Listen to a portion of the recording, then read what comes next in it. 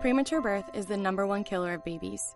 Those who survive often face birth defects and complications that affect them for life. For hundreds of thousands of families in the United States, this is the hardest thing they will ever have to face. And it's even harder on the baby. March of Dimes is providing education and support to families and funding life-saving research to give every baby a fighting chance. You can help. Do something today. Give them tomorrow at marchofdimes.org/tomorrow. See that cute little dog in the pet store window? Chances are it came from a puppy mill, a breeding facility that forces caged, neglected, and often sick dogs to churn out puppy after puppy to be sold for profit. Meanwhile, millions of wonderful, healthy pets end up in animal shelters. This leads to the killing of more than 9,000 by the end of today. But with one simple choice, you can help. Just by deciding to adopt instead of purchase your next pet. Animal shelters are full of amazing pets looking for a home. When you adopt your new best friend, not only are you saving a life, you're taking a stand against puppy mills. When your friends see the smart choice and impact you've made, they adopt their next pet and share with 5 of their friends, who share with 5 more. Before long, thousands get involved. Pet stores stop selling dogs from puppy mills, and even more lives are saved. And with your help, we can save them all. Visit bestfriends.org/puppymills to learn more. It's Thursday night, and you're grabbing drinks with some friends. Started off with a pitcher for the table, which quickly becomes 2. There's pool. And there's the photo booth. All right, everybody squeeze in. Say cheese! Followed naturally by an order of wings. And another. Can we get some extra ranch sauce? Then there's the ceremonial nightcap. So what are we doing this weekend? And lastly, it's back to the car, which, if you're buzzed,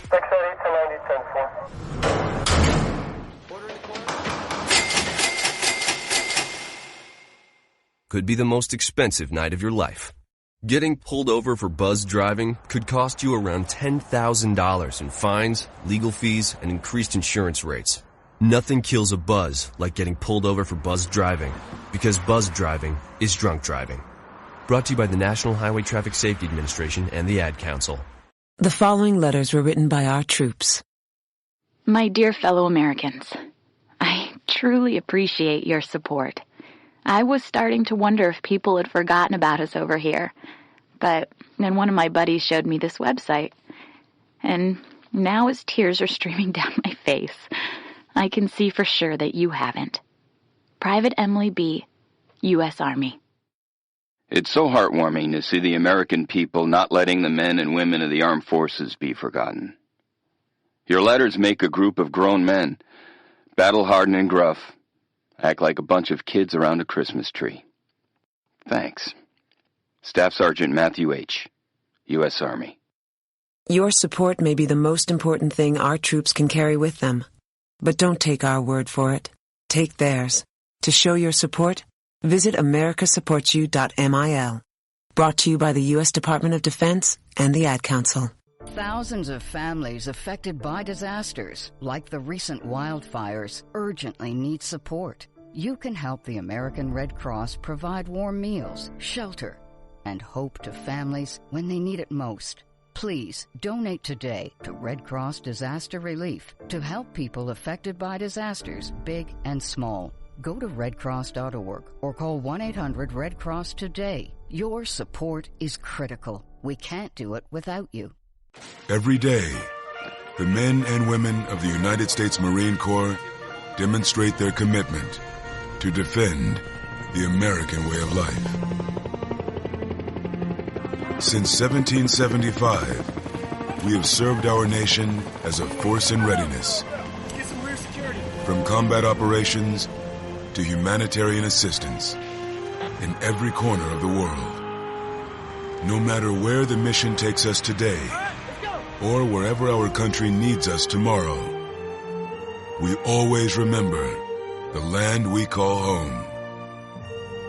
As Marines, we take a stand for each other, for our nation, for us all. The few, the proud, the Marines. Were you born from 1945 to 1965? People born during these years are 5 times more likely to have hepatitis C. So even if you try to eat right, exercise, and take care of yourself, you could still have hepatitis C, a serious disease that's a leading cause of liver cancer. If you were born from 1945 to 65, you should get a blood test for hepatitis C. Treatments can cure this disease. Talk to your doctor about getting tested. A message from the CDC. Hello there, this is Nat King Cole, wishing you all a happy and a Merry Christmas. The joy of living is in the giving. So let's give lots of toys for tots. Since 1947, the United States Marine Corps has been helping Santa fill his sleigh, making happier holidays for deserving children right in your community. Go to toysfortots.org and learn how you can make a difference. The following program is closed captioned for the thinking impaired. Zinc Media. Feel the power of knowledge.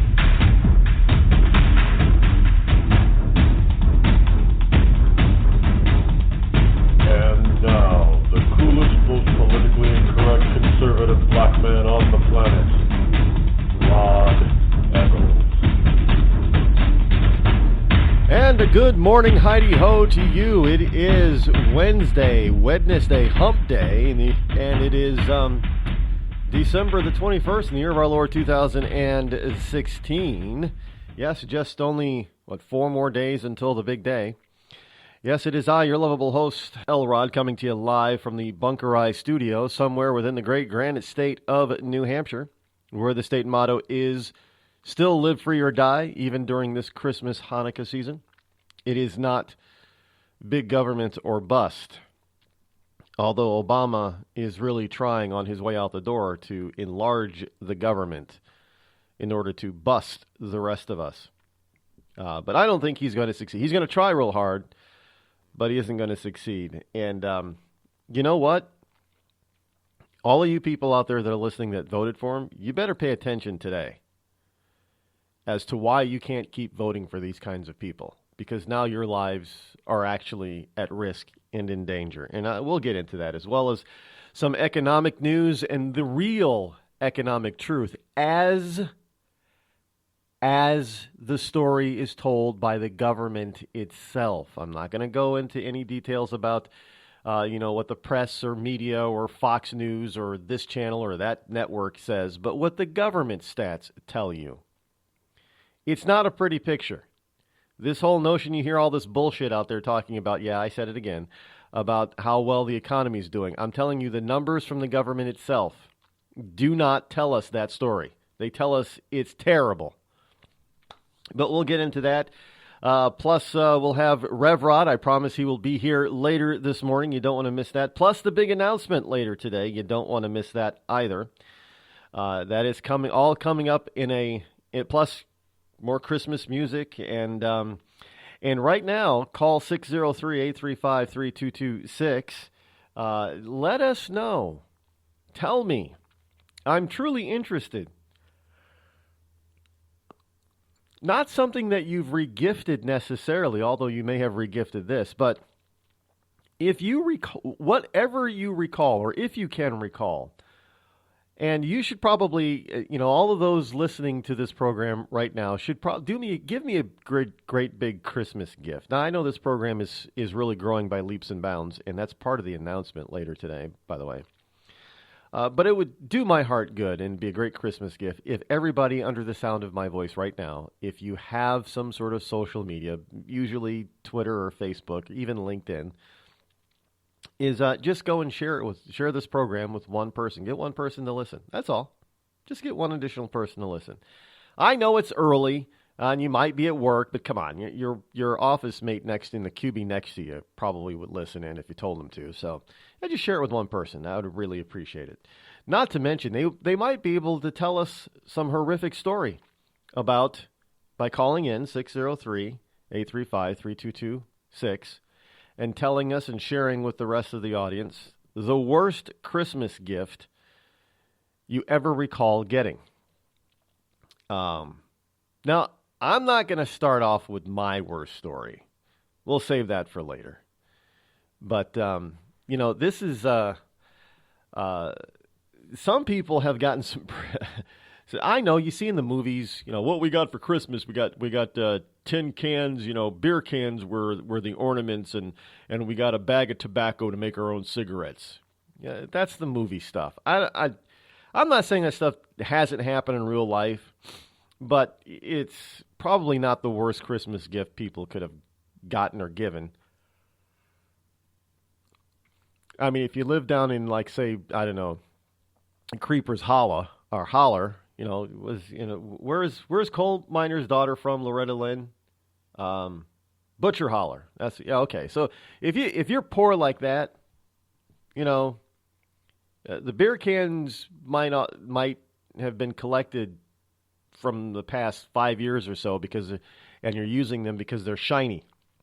Yeah, those might be your Christmas ornaments. And there's nothing wrong with that. I mean, reusable stuff, that's a great idea. I actually have on Pinterest, I have a board that's dedicated to what they call upcycling today. It's the modern fancy term for saying recycle or recycling. It's now upcycling because that sounds better than recycling. And basically, it's the same damn thing. You take something that you used once before, either you refurbish it so you can in its current form, or you reshape it and make it into something more useful. That's recycling, but they call it upcycling. And I have a board dedicated over on Pinterest to just that, all kinds of stuff that people give ideas on recycling stuff. And you should see some of the Christmas ornaments that people come up with some stuff that they've had before, or that maybe they've gotten at the Goodwill or Salvation Army. Oh, by the way, if you pay attention to all the ad spots, one of the ad spots here is Toys for Tots by the Marines. Now, from what I understand, in most areas, the absolute deadline for donating to Toys for Tots is by today. So some areas will still do it tomorrow, from what I understand, but I think for most places, the deadline is by today. So if you're going to donate to Toys for Tots, please get out there and do that post-haste after the program today. Also, you might want to think about, if you can't make Toys for Tots or you don't have an outpost for Toys for Tots, Marines in your area, you might look at things like Salvation Army. Yeah, Salvation Army does things like this. Look at your local Salvation Army. Look at your St. Vincent de Paul societies. I have my reasons, but I'm going to say, at least here in New England, is to stay away from Goodwill. It's not what you think it is. From what I have learned, it is not what you think it is. But many of your other charities, such as St. Vincent de Paul and the Salvation Army, do very good work, and you might want to donate a toy or two to them for the Christmas holiday, or even delivering some goods or a family dinner for 4 or 6 to your local food pantry. That will also go a long way this holiday season. There are a lot of people, because of this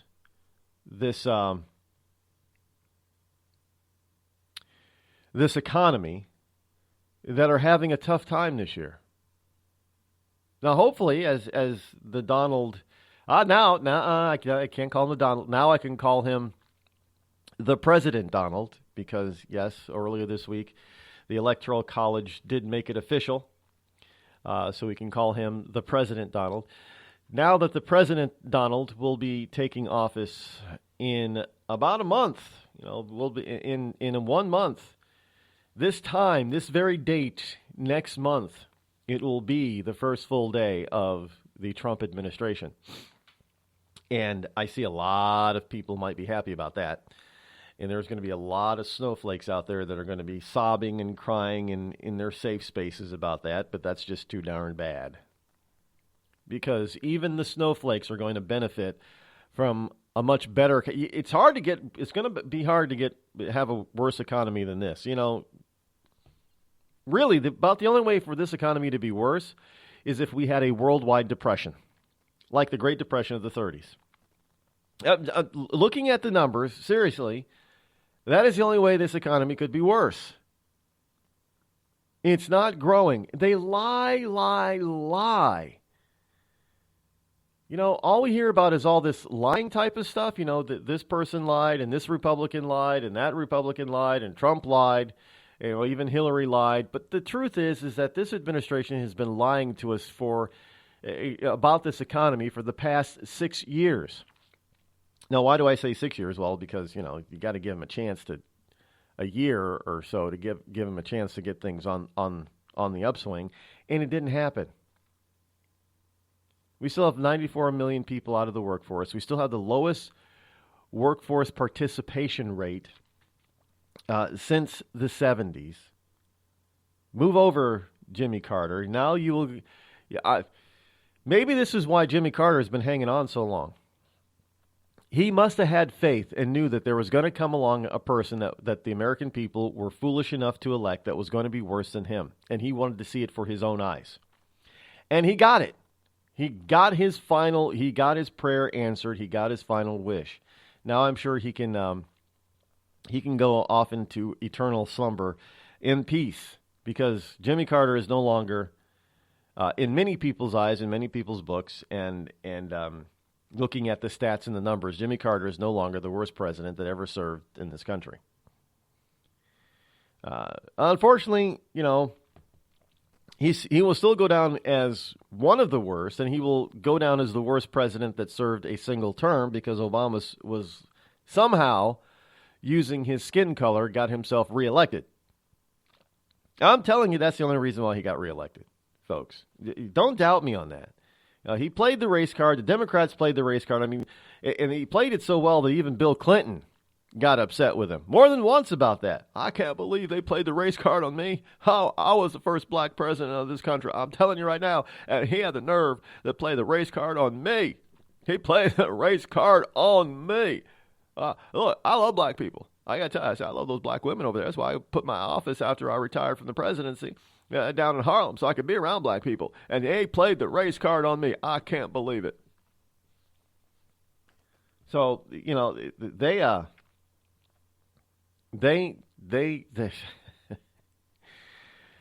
I know some people are probably going to say that Clinton was the worst president. No, he wasn't. He wasn't great. He was. There were times where he was pretty awful, but as far as how the country did and performed, he wasn't the worst. And there are some that are still going to say that Carter was the worst.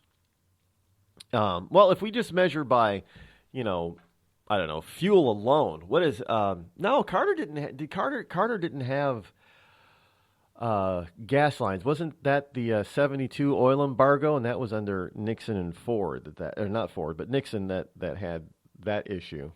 But he fixed it.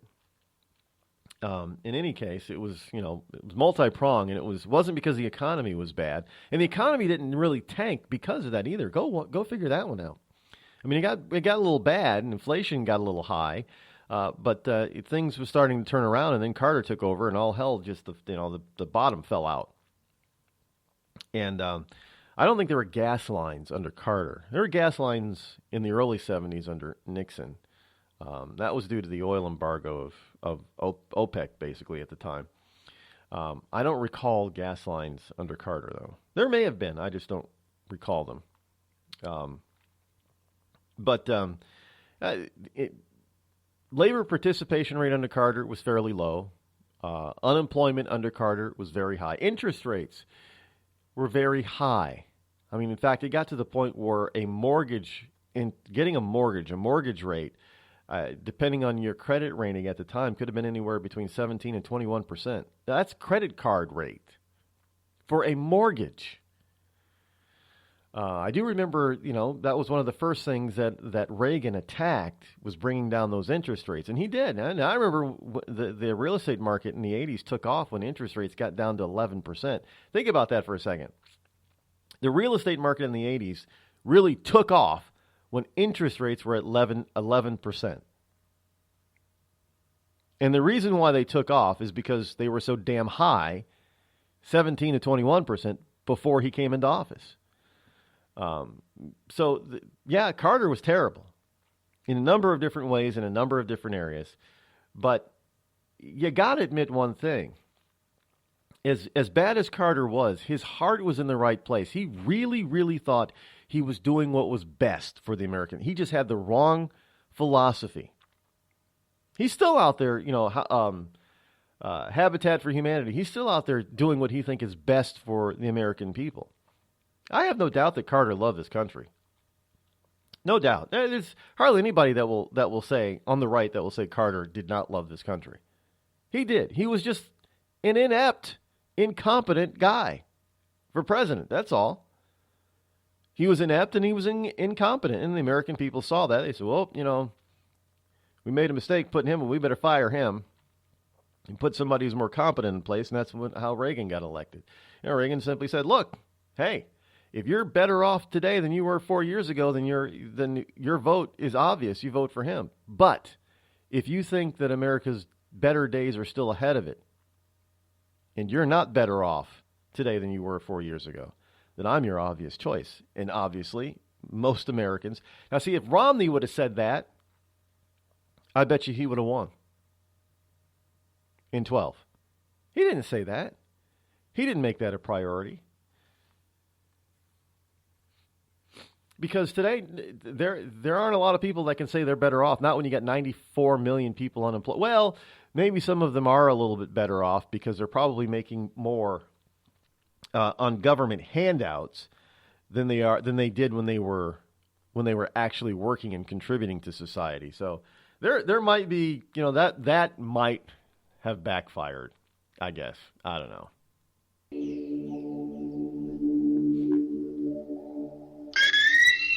You're listening to me, your lovable host, L. Rod, here on the Rod Eccles Show. Tired of paying outrageous prices for Viagra? Well, we have great news for you. Now you can finally get Viagra at huge discounts. Healthy Man allows you to save up to $500 on Viagra. Why pay U.S. pharmacy prices of $15 per pill or more when you can get Viagra for less than $3 a pill? Call today and get 40 Viagra pills for only $99. This can cost as much as $600 at your local pharmacy. You can't afford not to call us. If you want Viagra at the lowest prices, never pay $15 a pill pharmacy prices again. Get Viagra for less than $3 a pill. Call 800-595-2614 today and save up to $500 and get 40 pills for just $99. Healthy Man is fast, easy, and affordable. Operators are waiting at 595-2614 to take your call now. Call 800-595-2614. That's 800-595-2614. Again, 800-595-2614. We've all heard of male enhancement, but now there's an expert on true male enhancement in the areas that really count. In Herb Ellis's book, Husband 2.0, Real Male Enhancement, you'll find answers to questions like, why doesn't she want to have sex? A quick start, quick results workout guide, plus what you can do as a side hustle to make money now. With all the great tips in this book, every man can benefit. Get the book, Husband 2.0, Real Male Enhancement, on Amazon.com. Once upon a time, old Scrooge sat down before the fire. Humbug. His glance happened to rest upon a bell.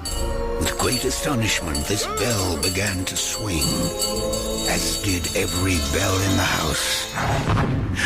Without a pause, Marley's ghost came on through the heavy door and passed into the room before his eyes.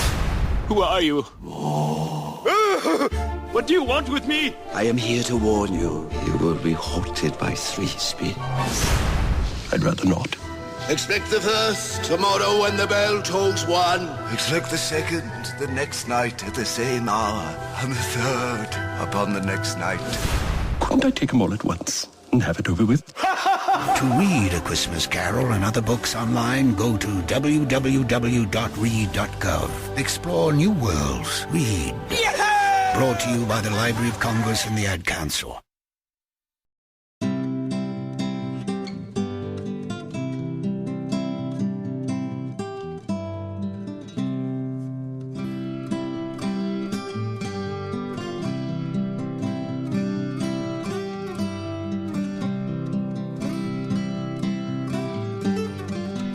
Six 603-835-3226. Now that is a number that you can utilize in order to call me here live and possibly share your worst Christmas gift of all time story. You know, that works in reverse too. If you've knowingly given a terrible gift. I know some people do it. They don't think they're knowingly giving it because they're re-gifting a bad gift that they didn't want. But maybe you've given a very bad gift too. And I know it's the thought that counts, right? Well, if you give a terrible gift, what does that say about your thoughts? That's what no, I you know what? I don't think I've ever re-gifted anything. I'm being honest here. I haven't. Now, I have taken some gifts that I didn't want or some bad gifts and donated them to like Salvation Army, but I don't think I've ever re-gifted anything. I just feel, because with my luck, what will happen is that the bad gift that I may have gotten was a re-gift in itself, and I would probably re-gift to the person who originally gifted in the first place. That would be bad. That would that would be bad. So that would be my luck. So I don't tend to re-gift. I know some people that's a tradition. And what's the Yankee swap type of thing gifts too? I don't particularly like those. I know they had them in some of the offices that I worked in. When I worked for corporations. Couple of them had Yankee gift swap things. You know, you can go and take somebody else's. I'd never like those. If you do that, and it's, it's probably too late for this year to stop it, but don't do it next year. From this year on out, don't do it. People really do. Most people really, even though they'll say they do, most people don't like a Yankee swap. They don't. It was just, those they're not really all that fun, because you might get something that you really like and appreciate, and just for jokes and shits and giggles, somebody else will take it from you and leave you with a joke gift that somebody else brought. You know, and if you take joke gifts to your office, Christmas party, whatever, swaps, whatever you do with it, stop it. They're not really that funny in the end. You know, people who don't get the gift, and to you it's funny, but to most other people, especially the recipient, it's really not that funny. And again, it's the thought that counts. And if you don't think of your coworkers enough to be at least somewhat thoughtful and get something that's useful, even if it's just office related, people understand that. When we got it, of course, they probably don't know who got it because everything's anonymous. But now that there are people that see it and think, well, geez, we got such a joker in our office that they think this little of the rest of us. That's what it really says about you, that you really think little of your coworkers for joke gifts. Now, I know sometimes there are statements behind it, and you make a perfectly. I've been a part of office parties where there have been employees that have made statements with their gifts, good and bad. Now, I'm not going to say you shouldn't do that, but just simply as a joke, it's really not all that funny. They're not. And no, I've never ended up with a joke gift at an office party. But I've seen other people get them, and it's really not funny. Any case, but if you got a bad gift, what's your worst gift that you've ever gotten? Maybe you haven't gotten a very bad gift. Maybe you've given one. What's the worst gift you've given? You can call me up, 603-835-3226, and let us know. We'll be back. The Red Cross responds to nearly 66,000 disasters every year, most of them house fires. Red Cross President and CEO Gail McGovern says you need to develop an evacuation plan and practice it, especially with your children. It takes just 2 minutes for a home to be engulfed in flames. Practice those drills. We all think our kids know what to do. They don't. We need to teach them. We have started a large campaign where we're going into vulnerable communities and helping install smoke alarms. Already 92 lives were saved, and 4 of those lives were saved by a 5-year-old girl who remembered what we taught them during these fire drills, and she got her family out. We also have a slew of free apps that people can download onto their smartphones. It's what to do in every kind of disaster you can imagine, how to prepare and how to recover. To help support all the Red Cross does and to make a financial donation, go to redcross.org. That's redcross.org. I'm just so happy my father had a chance to see his kids before he passed. I just want to say thank you. When her father fell ill, the American Red Cross was able to help get Veronica's brother home from the Navy to speak to his father one last time. It's thanks to your donations that we can connect military families when they need it most. Please donate today at redcross.org. It's Thursday night, and you're grabbing drinks with some friends. Started off with a pitcher for the table, which quickly becomes 2. There's pool. And there's the photo booth. All right, everybody squeeze in. Say cheese! Followed naturally by an order of wings. And another. Can we get some extra ranch sauce?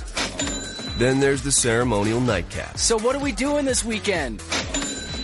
And lastly, it's back to the car, which, if you're buzzed,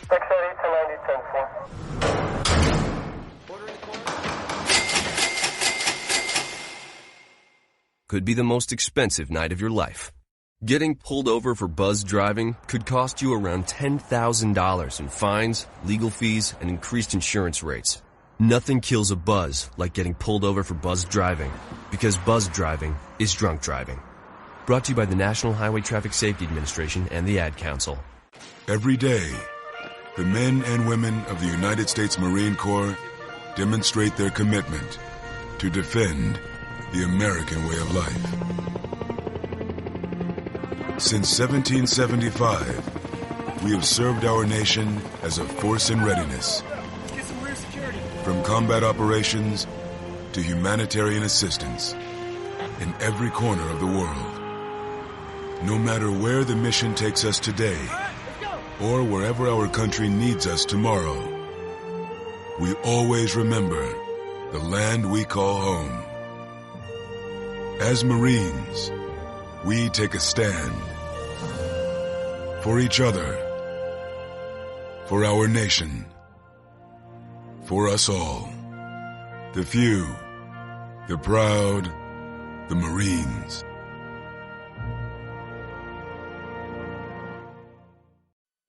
I considered suicide so I wouldn't put my family through all the pain. Many of our warriors are returning home from the battlefield, only to face a new war as they struggle with devastating injuries. At Wounded Warrior Project, we understand. We're there to help. Even though you think you're broken, you're not. It's the physical and the emotional healing that Wounded Warrior Project provides. With a gift of just $19 a month, you can join Wounded Warrior Project. You'll help provide critically needed programs and services that rebuild lives. Beautiful. There you go, buddy. The ongoing needs of our wounded and their families will continue for many years to come. Now is the time to show your support. Call now or go online with your gift of just $19 a month, and we'll send you this Wounded Warrior Project blanket. It made me feel that there's people out there that care about us. After this event, we can finally maybe start to heal as a family and move forward. We need your help. The families are hurting.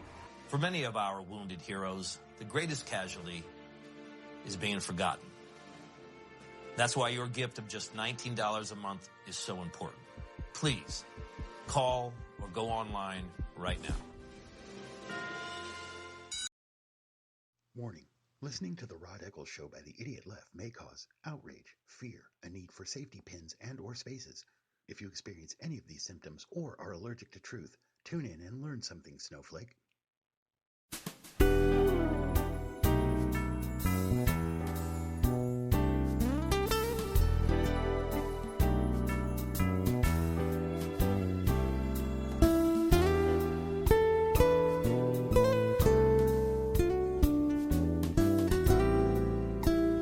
Six 603-835-3226 is the call-in number. What child is this? A little Christmas bumper music there for you. Hey, do you have New Year's resolutions? Well, I'm going to suggest something to you. Studies show over and over again that New Year's resolutions, that over 80% of us drop them by January 31st, and over 95% of us drop them by February 28th. So, but here's what does work. Resolutions don't seem to work for most people most of the times. But here's what does evidently work according to, I know this is a little bit of John Tesh type of stuff here for you. You know, what's it, for your life, whatever. Info for your life, whatever that program is that he has nightly. What does work, evidently, is not resolutions, but if you make and write down, have a written goal. The problem with resolutions is resolutions aren't really goals. Resolutions are something that people say. And half the time it might be under, some sort of duress or euphoria that they make these resolutions. And I'm going to start working out. But they don't take into account what that resolution really means and what it's going to entail. So they join the gym. Look, gyms know this. Fitness centers know this. They get a huge rush of people that come in every January and February. They plunk down their money. It could be, as little as $10 a month. It could be as much as $60 or $100 a month. But what a lot of these gyms know, what all these fitness clubs know, is that they're going to be jam-packed for about a month or two. And then sometime in March, February and March, they're going to see that they're almost back to the level that they were at before. They're not going to see that much of an increase in regulars because all of those people that made those New Year's resolutions realize how tough it is, and they really weren't into it, and they drop the resolution and they drop going to the gym. But most of them don't drop paying their dues every month, so that it's free money for them. Why do you think that these fitness centers at this time of year offer all these wonderful deals? Come in, no money down, $1 down, whatever it is, $10 a month, $9 a month, and that's it. Because they know that probably 90% of those people that sign up are going to drop out by the end of February, and then all they're going to have is a bunch of free money because they're not going to have their facilities aren't going to have to pay for members because it costs money every time you go into the gym. It costs the facility, a certain amount of money. When you utilize it, that's why it costs you money to go there. But they have all this extra cash from people who don't utilize the services anymore for the rest of the year. Because most people, they will forget about it because it's only $9, $10, $15 a month. And if you're going to an expensive gym where you're paying $50, $60, $100 a month, you can afford that too. So you don't even notice it really, and you forget to cancel it. So for a year, you're paying for something that you only use for 2 months. Think about that. But if you write down a goal, you're going to get into better physical condition by walking 3 times a week or making it specific. It's like a resolution, but you turn it into a goal. You're more likely to succeed. And keep that far beyond the February 28th failure date. So think about that. When you're making New Year's resolutions, don't make a resolution. Turn it into a goal. I'm looking at a number of different goals this year, or for 2017. And some of that's coming about later today with the major announcement. And before I get to the Christmas song this morning, I want to give you a minor announcement. Now, I know I have said that I would not be doing video. And no, don't get excited. We're not going to put the Rod Eccles Show version of the Ditto Cam here in the Bunker Eye studio. But my goal is that by the end of January, I will begin to do no more than a 1 minute, 60-second morning update. It will be video. It won't be live, although I've been told I should probably do it live on Instagram, but I'm not going to do that. It'll be disseminated, and it'll probably be on YouTube and Facebook and other places that allow video. We'll upload it to those places. But it'll just be a brief morning update. You'll get to see me in all my morning glory. And the goal is to do it, no matter what the weather is, to do it outside. Yep, that's what we're going to do. We're going to do something like that. And that is a goal to do that, because I know a lot of people, they want to see stuff like that or have something like that. And I've thought about it, and that's one way to satisfy that video itch. It'll be just a basic. It won't be, it won't be a cameraman and a sound man and me looking all like I'm a reporter or something. It'll just be me. And no, I'm not going to use a video camera. I'm actually going to use a cell phone. Yeah, I have a video cam. I'm not going to use it, though. I mean, you just make it like a man on the street type of thing with a cell phone. Cell phones are very good with video and sound nowadays, so why not use it? Give it that sort of unrehearsed look, because that's what actually it's going to be. It's going to be unrehearsed. So that's not the major announcement. That's a minor announcement for y'all. And right now we like to get to the song of the morning. And this song comes by way of a man by the name of Pedro Garcia. And it is his version of Santa Claus is Coming to Town. A quite different version. So, and you can see, you can get more of Pedro. I think facebook.com/Pedro Garcia. I don't know why more of these artists don't have their own websites. At least why don't they tell me about them? Anyway, Pedro Garcia and Santa Claus is Coming to Town.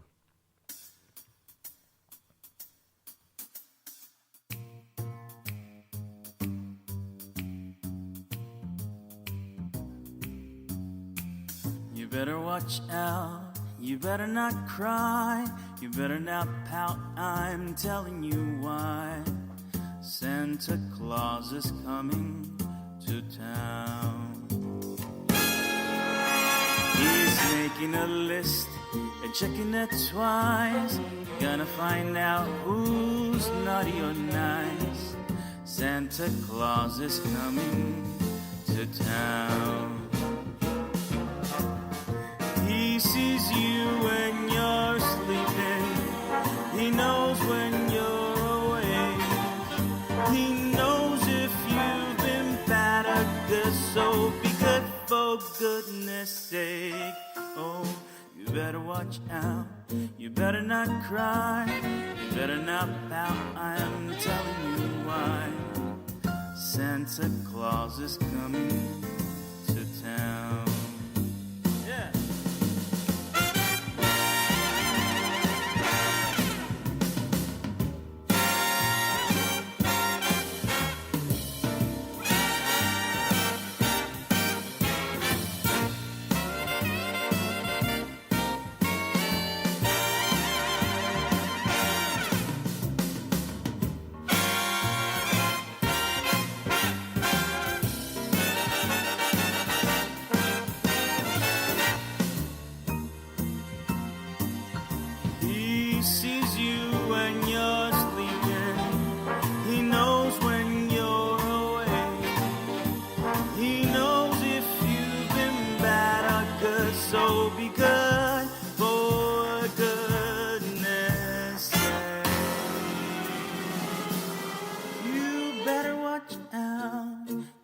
not cry, you better not pout, I'm telling you why.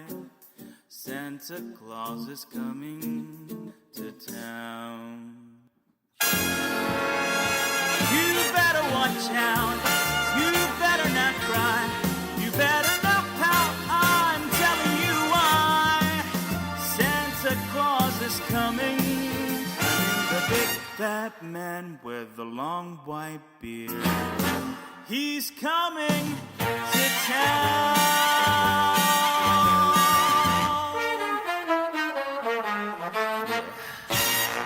Pedro Garcia, Santa Claus is coming to town. There he's channeling a little of the Rat Pack there, yes? Frank Sinatra. Maybe even a little Michael Bublé. I like Michael Bublé. You know, I'm sorry, I'm going to admit it. I've never been a Frank Sinatra fan. But I really like Michael Bublé. Yeah, Michael, some people might say it's bubbly. No, that's the way I pronounced it when I first heard him years ago. But his name is Michael Bublé, and he's a Canadian. What's with the Canadians? You know, the Canucks up there, but their greatest export is not oil. It's not any other natural resource. Their greatest export seems to be entertainers. Who's Anne Murray is Canadian. Anybody remember Anne Murray from the 70s? The Canadian songbird, as she was called. Loverboy is Canadian. Bryan Adams from the 80s is Canadian. Michael Bublé is Canadian. Justin Bieber is Canadian. I know that's a bad example, but still, he's a Canuck. And I can say Canuck because they actually have a hockey team named the Canucks, right? So they say it. So I don't think it's derogatory. I don't mean it in a derogatory sense anyway. And, a bunch of actors. Michael J. Fox is Canadian. William Shatner, I understand, is Canadian. There's a bunch of Canadians here. So their greatest export is entertainers. Nothing else. And there's you know what? Has anybody ever been mad at Canada for anything? I mean, really, even on the international stage. Has anybody ever been? How the hell can you be mad? It's like being mad at the Swedes. It's like being mad at Sweden. Or the Norwegians, or what the hell have they ever done? They couldn't piss off the rest of the world if they tried. It's just a nice country. Canada is. It's full of nice people. But it's questionable about How I Met Your Mother. Remember that TV sitcom was on for years? Robin, the character Robin, was also Canadian. Remember that she was a Canadian teenage pop star for all of a song and a half or something like that. She was a one-hit wonder in Canada. If you've never, I actually liked that program. I did. I watched it. I didn't watch it in first run. I got into it when it was in reruns and syndication. Yeah, I know who plays Barney, but you gotta like Barney, which means that, you know, what's his name? Neil Patrick Harris must be at least a halfway decent actor. Here's a gay man who's married to another guy, playing a womanizer, an unapologetic womanizer. So, anyway, Pedro Garcia's Santa Claus is coming to town. He's channeling a little bit of the good old days, Rat Pack, Michael Bublé there, Frank Sinatra, if you like that kind of stuff. Speaking of liking that kind of stuff, did you know, well, here's some news from the Vatican. If you're Catholic, then this is something that's for you. If you're not Catholic, you probably don't know much about this. But the Associated Press, the AP, is reporting that the Pope grants freedom to jailed priest involved in leak scandal. Pope Francis yesterday freed a Vatican Monsignor convicted of leaking confidential documents to journalists, granting him a Christmas time clemency and ending an embarrassing episode for the Holy See. Now, Pope Francis granted conditional freedom to Spanish Monsignor Lucio Vallejo Balda after he served half of his 18-month sentence. The Vatican said late Tuesday, fired from his job as a high-ranking Vatican financial official, Vallejo now falls under the authority of his local bishop in Astorga, Spain. He leaked financial information? I didn't realize that the Vatican had a legal and incarceration system. This was the first I've heard of it.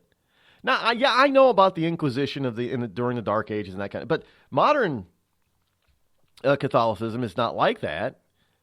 They still do exorcisms. There's a story I had back in October, as a matter of fact, about the coming out of the Vatican that exorcisms worldwide was way up.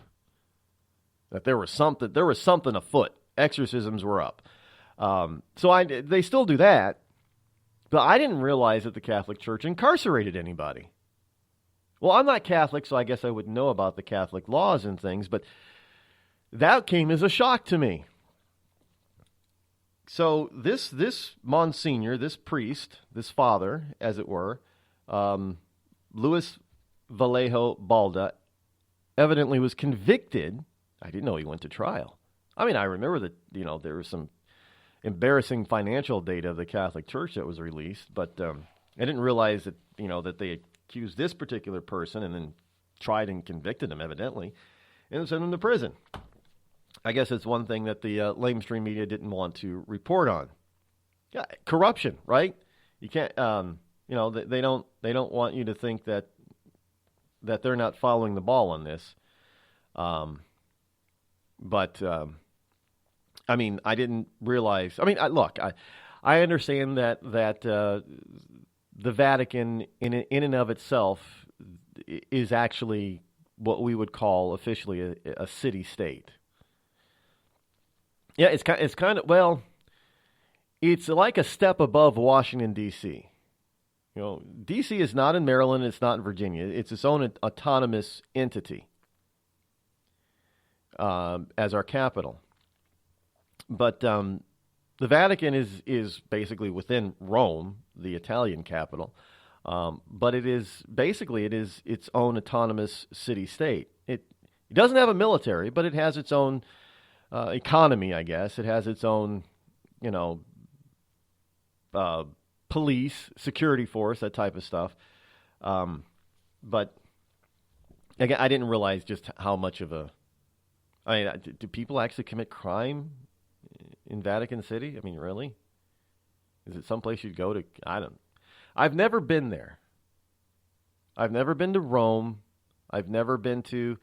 Well, I think I have been to Rome as a kid, but only the airport in Rome. So technically, I haven't been to Rome. So therefore, I've never been to the Vatican. But there's a lot of the Catholic faith religion that I do not understand. I did do some historical study on Christianity, and a lot of our, obviously, if you're a Protestant, well, it stems from Catholicism, which stems from Christ himself. Don't get me wrong; it's something that's Catholicism is not what Christ actually said Peter was going to be the rock that he builds his church on, because Catholicism came out of Constantine, which is not going to get into a dissertation on Christian history, but let's just say that there were a lot of things that Constantine felt that he had to do in order to convert the Roman Empire from paganism to Catholicism, or Christianity, I should say, and thus came about the Holy Roman Universal Church. So there was that word that was originally there that was called universal, and you know what universal means. Yeah, they accepted a lot of different other rituals that were incorporated into, and thus became Catholicism, that Catholics still use to this day, and most Catholics don't realize some of the rituals that they utilize actually come out of paganism. That's the truth. Not taking the communion, no, that's not paganism. But other things, I'm not going to get into what they are. There are other traditions that the Catholic Church uses to this day that originate out of paganism, not from Christ. And they're not the only ones, folks. I'm not bashing on the Catholic Church. I mean, Christianity is full of a bunch of things, no matter what your denomination is. It's full of a bunch of things that do not come from Christ and that are now known as tradition. We always stumble upon that word, tradition. It's tradition. Yeah, okay. It may be tradition, but is it right? But we use the term like tradition, our traditional values. Well, are those traditional values, are they biblical? Many of them are, yes. Many of America's traditional values are biblical. Some of them may not be. No, the Christmas tree is not biblical, but it is a tradition now. And believe it or not, it was a tradition that, Tannenbaum Christmas tree was started in Germany, but bringing greenery into the house at that time of year was not started by Christians in Germany. It's an old pagan tradition going as far back as ancient Egypt. Believe it or not. Just so you know, your Christmas tree is actually the modern incarnation of what they used to do back in ancient Egypt and ancient Rome. Now, that means some people out there that hear this are probably going to throw out their Christmas trees now. Don't do that. That's not necessary. Because if you didn't know by now that the Christmas tree is not biblical, then I'm sorry. I'm sorry. Well, folks, we got to take a break here. I'm way overdue for this break. We'll be right back.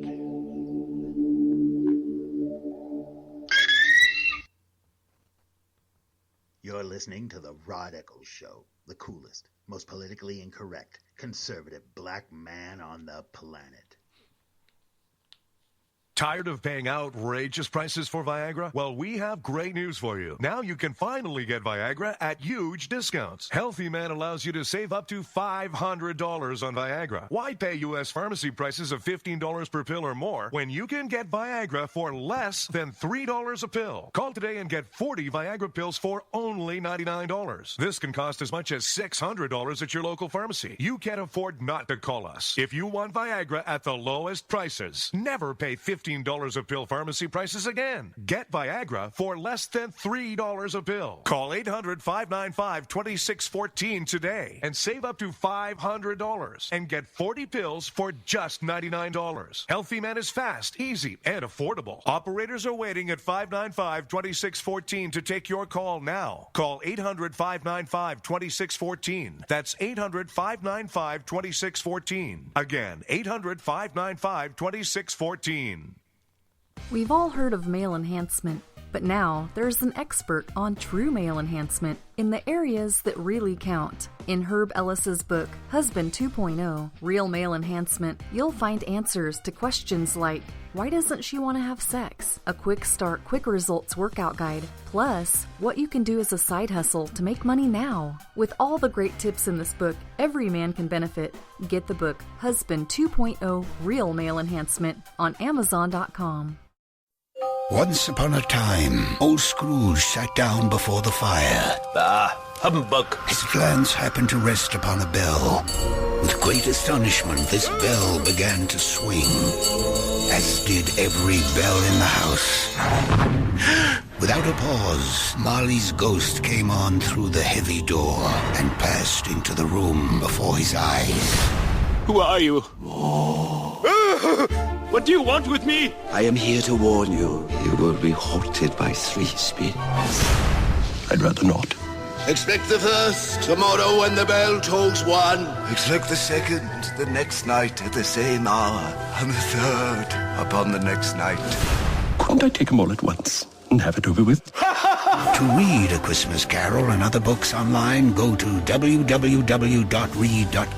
Explore new worlds. Read. Yeah! Brought to you by the Library of Congress and the Ad Council.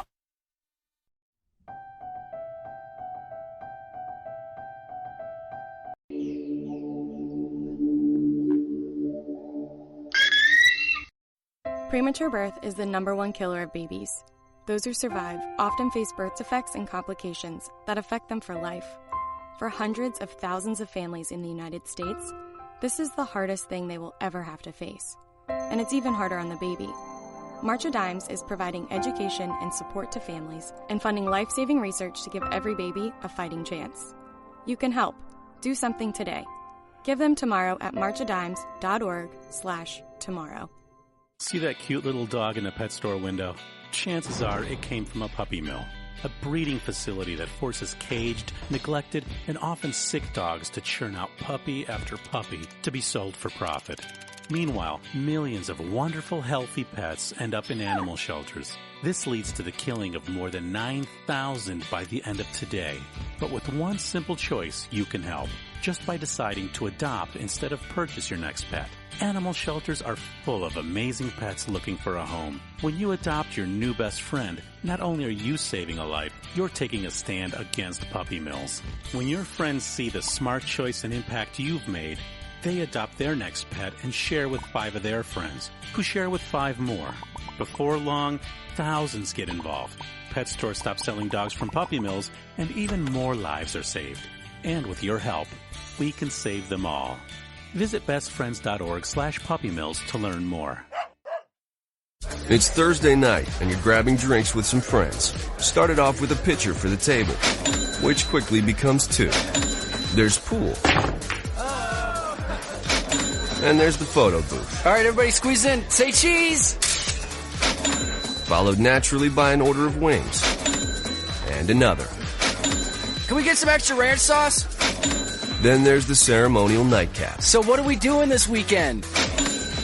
And lastly, it's back to the car, which, if you're buzzed,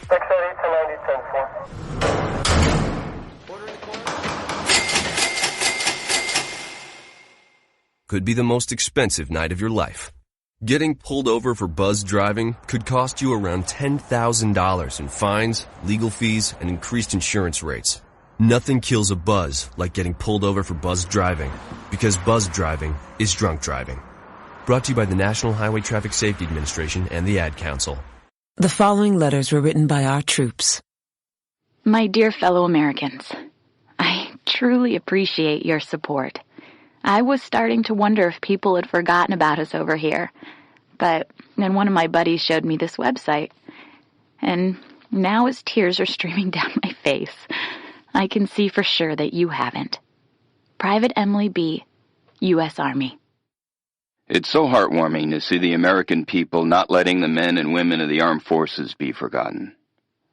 Your letters make a group of grown men, battle-hardened and gruff, act like a bunch of kids around a Christmas tree. Thanks.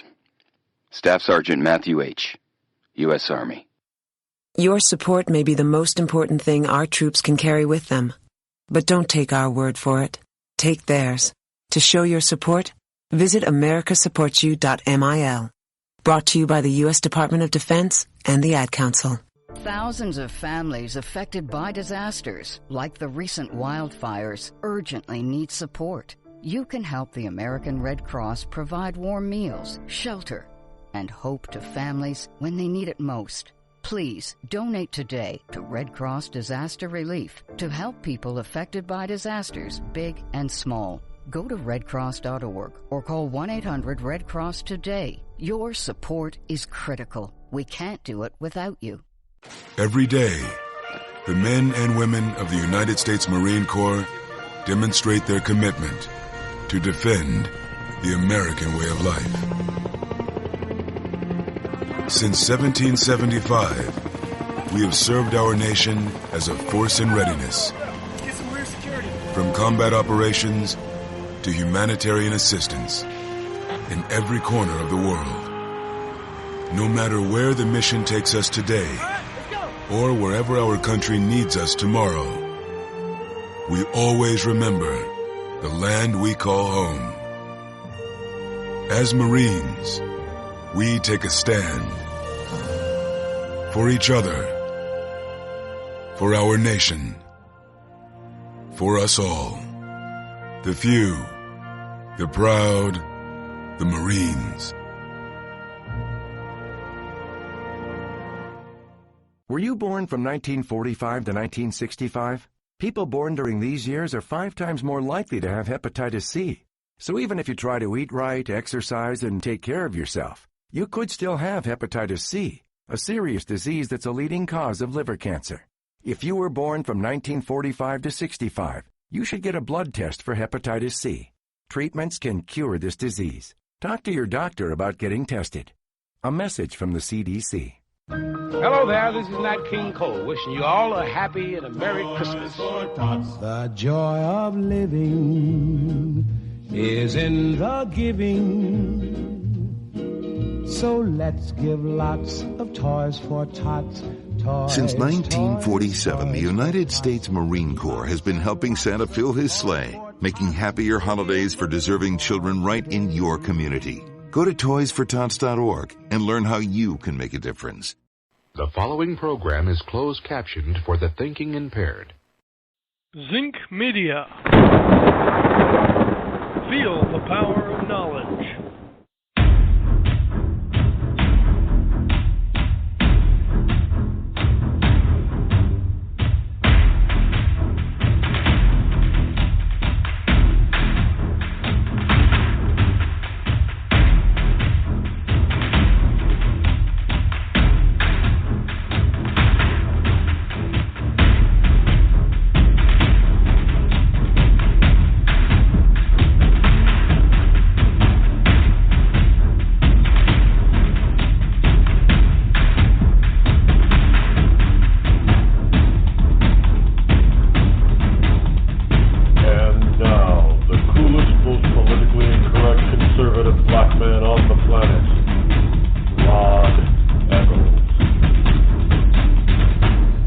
Welcome back. Here we are at the Rod Eccles Show towards the end of a fantastic up and down year.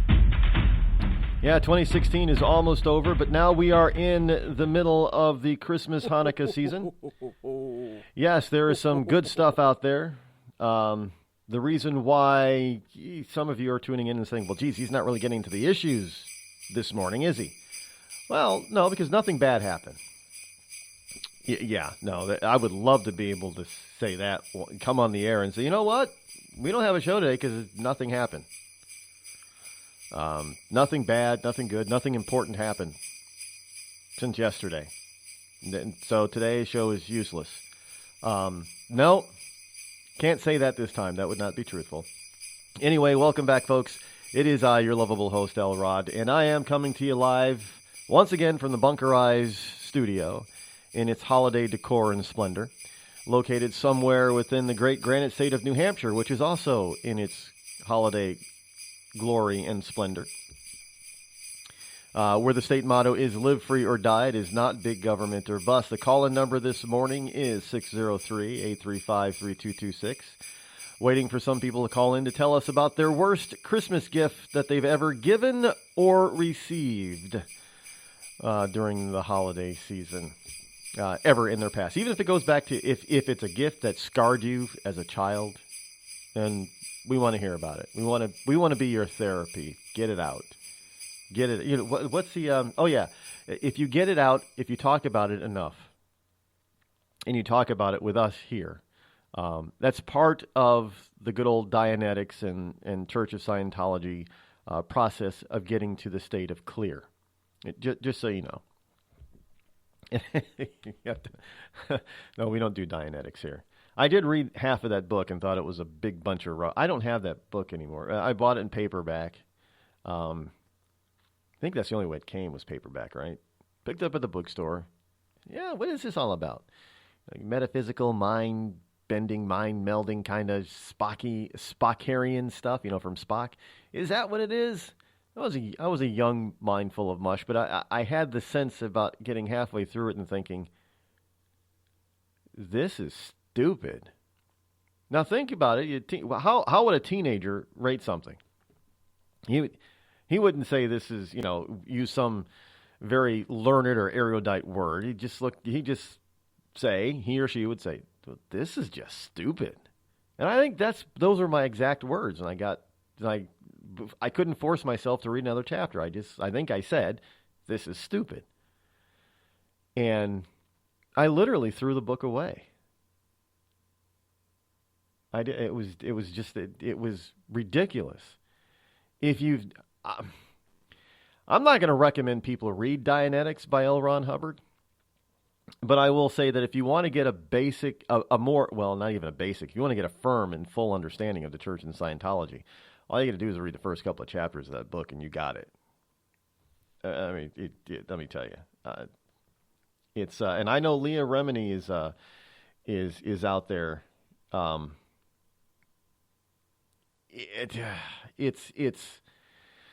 She's not letting go of this. There's a Hollywood starlet for you that Hollywood doesn't particularly like. Why? Because I think she's a beautiful woman. She's a pretty lady. She's got beauty. She's got brains. She's got chutzpah, as my Jewish friends would say. That's how they pronounce it, chutzpah. And she's fearless when it comes to this stuff. She's not letting go. I mean, she's got that A&E, I think it is, special, the miniseries about the church. There have been other documentaries that have not been very positive on Scientology, but this one, what she's doing is just taking it to the next level. And that's what we need to be doing with the Obama administration. People need to start coming forward about this guy and what he's been doing, and taking this to the next level. Because the reason is because he's not going anywhere. I know a lot of you out there are thinking, we've only got another month of this guy. We just got to hang on for another 30 days, and we'll be done with him because Trump will take over. And all will be right with the world. But no, it won't, because he's not going anywhere. Obama's plans are to be the first former president ever to not leave Washington, D.C. He's got did he buy it or was it a long-term lease? One of those two. House in D.C. He's staying. And it's not so his daughter can finish high school there. I mean, what a bunch of BS that is. Give me a break. That's not the reason that he's staying is because Hillary is not going to be president. So he's going to try to stay there to protect his so-called legacy. And he's going to run to the microphone every single time. He's going to be the first Democrat to the microphone every single time Donald Trump and the Republicans try to unravel one of his key components of his administration, like Obamacare. They're going to get to the point where they're actually seriously going to get to the point where they're, looking to repeal the whole thing, or at least the major important parts of it. And he's going to run to the microphone and he's going to spout off about how bad this is terrible. Oh, all these people are going to be left behind. These Republicans are evil. They're mean. Donald Trump is mean. He's evil. He wants people to die. That's the first thing he's going to do. And the lamestream media, because they haven't learned their lesson yet about fake news and made-up news and news that isn't really news, and about them being so far to the left and being stuck up the you-know-what of all the Democrats, they're not going to learn their lesson. They haven't learned their lesson. They're still going to do it. They're going to give him the mic. So, no, this won't be the end of Barack Hussein Obama. But I got to tell you, at least he won't have a phone and a pen anymore that he can utilize to hurt the rest of this country. That executive pen will be taken away from him. And, you can give him back his BlackBerry. I don't know. Does he still use a BlackBerry? I mean, really. He is not going anywhere. I'm telling you that right now. He's just not, folks. There is This is a holiday season, I know, and it's probably coming at the wrong point of time. But I want folks to be able to trust what I say, even if I'm promoting a product or a service. I don't want people to ever think that, look, I'm never going to personally promote a product or service that I have not utilized in myself and fully believe in. I'm just not going to do it. I'm not going to risk breaking my trust or harming my trust with people that way. But here's something about Uber. Now, you've often heard me hawk Uber as far as driving for Uber, even getting rides from Uber, that type of thing. You know, the sharing economy, especially the ride sharing and the overnight stay or extended stay sharing, you know, Airbnb and places like that. They're big business now in this country. And a lot of people are making a lot of money by participating in the sharing economy. But here's a story out of Philly.com that is not very positive. I know you've heard all the driver, the anti-Uber, anti-Lyft, anti-ride sharing stories about drivers doing this to passengers or running people over or stabbing them or shooting, what have you. However, there was a not too long, a couple of weeks ago, around near Philly, I do believe, there was an Uber driver that prevented his passengers from being robbed at gunpoint. His passengers got out. A thug came up, double-fisted, you know, guns in both hands, I guess, is how the story goes, trying to mug and rob them. The Uber driver jumped out with his own gun and shot the would-be robber, and he died. Didn't hear a story about that, did you? Would a taxi driver do that? No, most people would step on, after the doors are shut, even before the doors are shut, they see that happening, they step on the gas and they're out, and those people are on their own. This Uber driver had his own protection, had the wherewithal on how to protect innocent people, and he did it. But here's a story that is more likely to get in the news because the lamestream media doesn't like Uber. They don't like the sharing economy. Why? Because simply you don't need government to do it. You go around government to do this kind of stuff. You don't need government to rent your house out on Airbnb or any of the other apartment sharing applications out there. You don't. You don't need government. Government doesn't regulate it. Well, they're starting to in some places now, but they don't regulate it.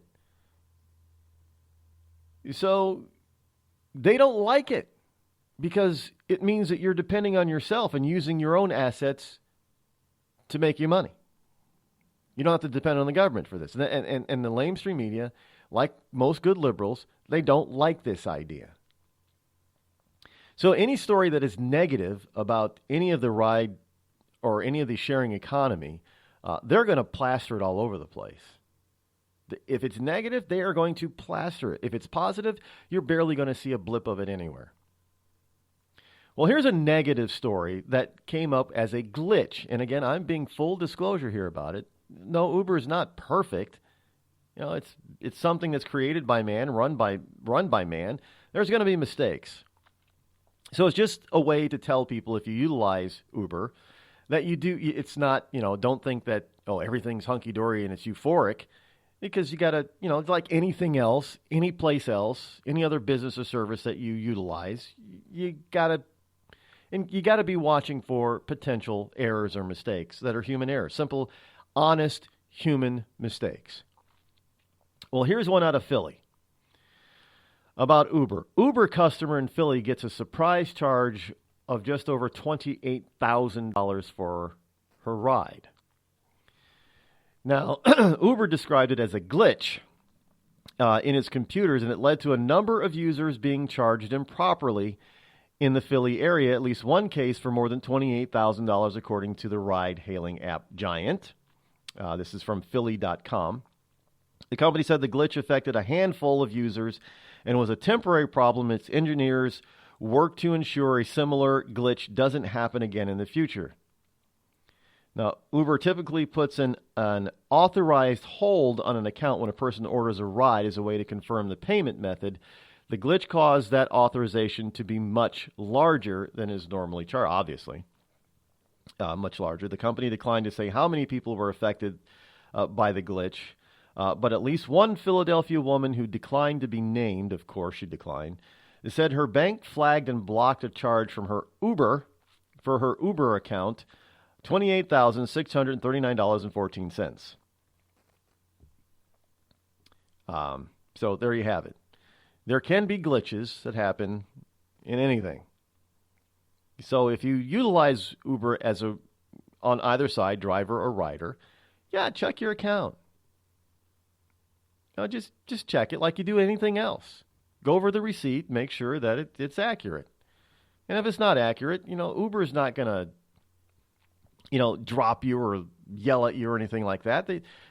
Has Amazon ever made a mistake in an account? Yeah. Has anybody, any company that you utilize ever, maybe they've not made a mistake in your account, but have they ever made a mistake on people's account? Yeah. So that's what customer service is all about. You just contact and say, look, there's an error here, and they'll fix it. And they fixed this woman's glitch. They obviously, it's not a $28,000 fee for a ride. That's the most expensive ride ever. She wasn't going coast to coast, just a ride in Philly. But it happens. So I know some people out there say, well, Rod, you don't use that stuff and you don't care. You just hawk it like everybody else. No. I'm honest about this stuff. Completely and totally. It happens. It does. And I know this is a terrible time of year for something like that to happen. Yeah, but that's usually when bad things happen, is when, one, you least expect it, and two, at the worst possible moment in time. Me like shredding my tire at 2 o'clock in the morning, running into a pothole when it's like 0 degrees outside. Yeah, that's not a very convenient time to get a flat that you need to change. But when is a convenient time to get a flat? When you don't go out to your car an hour before you have to go somewhere to check it over, right? Does anybody do a pre-check of their vehicle every time they want to use it? No, most people don't. I don't know anybody that does. So you're not going to know something's wrong with your car until you need it. And it's usually at the most inopportune time because you need to go somewhere, like to work or to an appointment or whatever. So you're driving down the road, well, that's when most people get flats because they run over something or they hit something. Well, if you're driving, that means you're trying to get somewhere because you got to be somewhere or you want to get home. It's not a very convenient time for your car not to be fully functional, is it? Well, that's the time when most people run into car problems. But do we blame Ford or Chrysler or GM or any? Well, maybe we do because we say their cars are junk. We used to say their cars are junk. Maybe we still say that about people. Still say that about Fiat, which now owns Chrysler. Fix it again, Tony, or something like that is the acronym because they used to say that about Ford. Found on road dead or fix or repair daily was Ford. I don't remember what they was. It GM was generally a mess. Is when it came to their vehicles for a while there, something like that. It had to do with the term, mechanical or mess in general. So generally a mess, I guess, was GM. But those types of things are what they are. Hang on, folks. When we get back from this break, we're going to, there might be a big announcement right after this break. No guarantees, though. You're listening to me, your lovable host, Rod, here on the Rod Eccles Show. Tired of paying outrageous prices for Viagra? Well, we have great news for you. Now you can finally get Viagra at huge discounts. Healthy Man allows you to save up to $500 on Viagra. Why pay U.S. pharmacy prices of $15 per pill or more when you can get Viagra for less than $3 a pill? Call today and get 40 Viagra pills for only $99. This can cost as much as $600 at your local pharmacy. You can't afford not to call us. If you want Viagra at the lowest prices, never pay $15 $15 a pill pharmacy prices again. Get Viagra for less than $3 a pill. Call 800-595-2614 today and save up to $500 and get 40 pills for just $99. Healthy Man is fast, easy, and affordable. Operators are waiting at 595-2614 to take your call now. Call 800-595-2614. That's 800-595-2614. Again, 800-595-2614. We've all heard of male enhancement, but now there's an expert on true male enhancement in the areas that really count. In Herb Ellis's book, Husband 2.0, Real Male Enhancement, you'll find answers to questions like, why doesn't she want to have sex? A quick start, quick results workout guide. Plus, what you can do as a side hustle to make money now. With all the great tips in this book, every man can benefit. Get the book, Husband 2.0, Real Male Enhancement, on Amazon.com.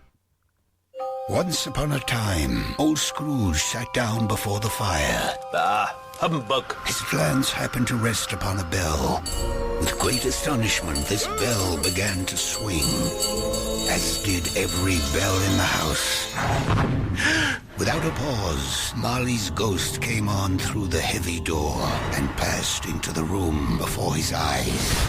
Who are you? What do you want with me? I am here to warn you. You will be haunted by three spirits. I'd rather not. Expect the first tomorrow when the bell tolls one. Expect the second the next night at the same hour. And the third upon the next night. Couldn't I take them all at once and have it over with? To read A Christmas Carol and other books online, go to www.read.gov. Explore new worlds. Read. Yeah! Brought to you by the Library of Congress and the Ad Council.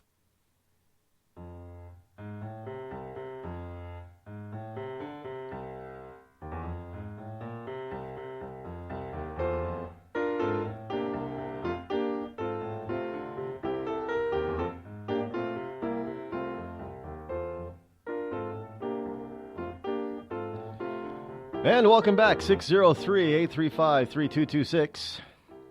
Hope y'all are enjoying the program this morning. And now I know I've teased you, most of you, long enough.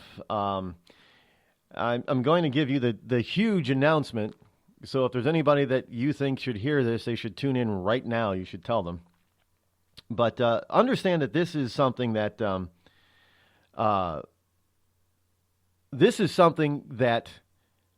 I have been working on for a long time. I've been doing this program since 2009, March of 2009, March 12th of 2009 to be exact. So I guess I'm an overnight success that's taken, 7 years now?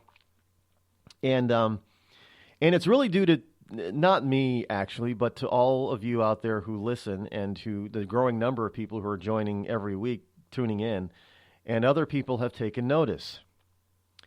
Other people have taken notice, so much so that beginning in 2017, now we have a rough date of mid-January. It could be of February, for the first week of February, but this is going to happen now. And we're finishing lining up all our ducks in a row to make sure that the transition is smooth. Yes, there's going to be a transition. No, I'm not giving up Spreaker. So if you live, we're doing our best to make sure that that's incorporated. So the program will also be still heard on Spreaker and on my website. But this program is being picked up by a national syndication firm, a real one. Yes, CRN.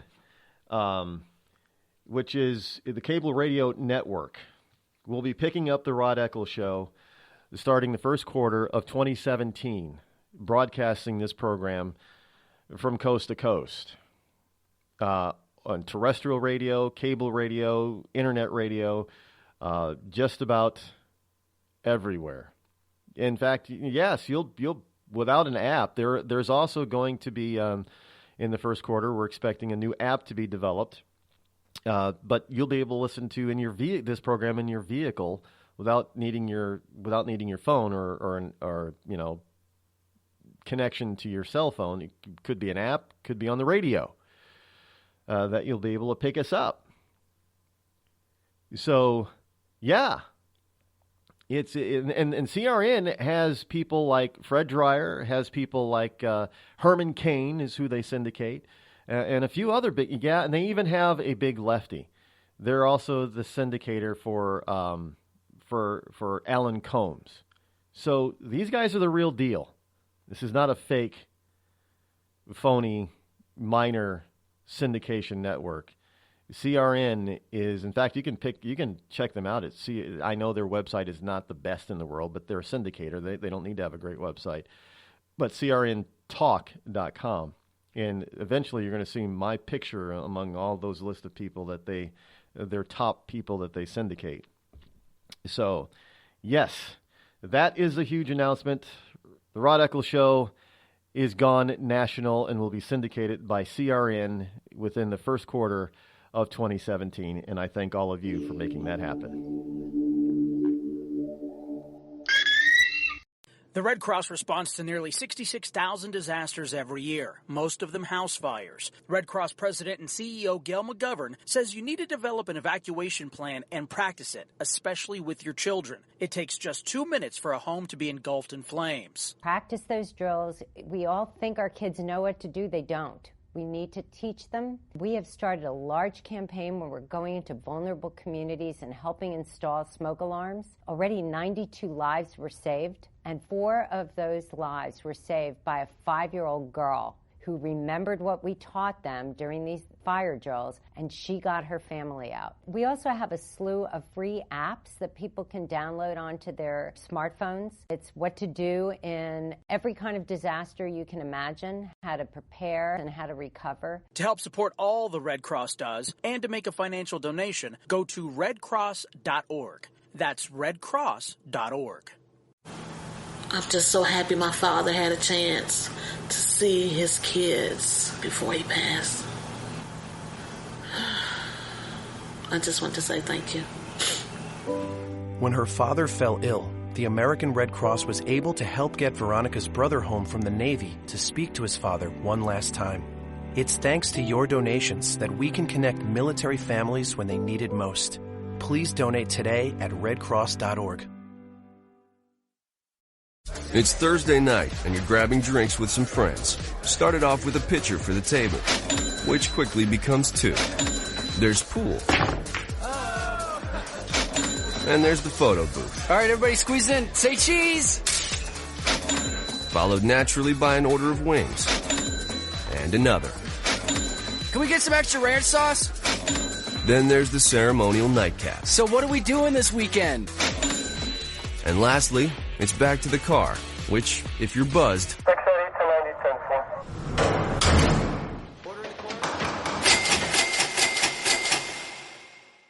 could be the most expensive night of your life. Getting pulled over for buzz driving could cost you around $10,000 in fines, legal fees, and increased insurance rates.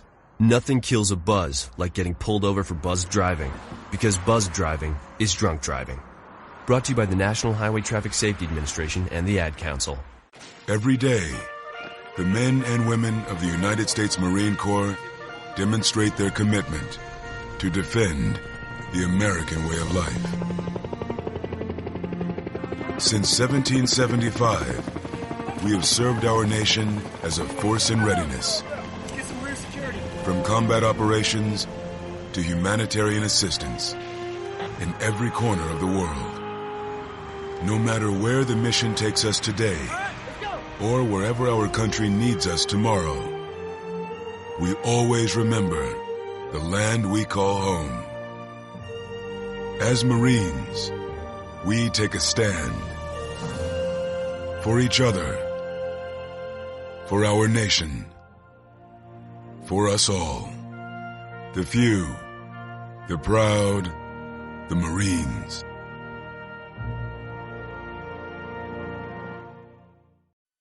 I considered suicide so I wouldn't put my family through all the pain. Many of our warriors are returning home from the battlefield, only to face a new war as they struggle with devastating injuries. At Wounded Warrior Project, we understand. We're there to help. Even though you think you're broken, you're not. It's the physical and the emotional healing that Wounded Warrior Project provides. With a gift of just $19 a month, you can join Wounded Warrior Project. You'll help provide critically needed programs and services that rebuild lives. Beautiful. There you go, buddy. The ongoing needs of our wounded and their families will continue for many years to come. Now is the time to show your support. Call now or go online with your gift of just $19 a month, and we'll send you this Wounded Warrior Project blanket. It made me feel that there's people out there that care about us. After this event, we can finally maybe start to heal as a family and move forward. We need your help. The families are hurting.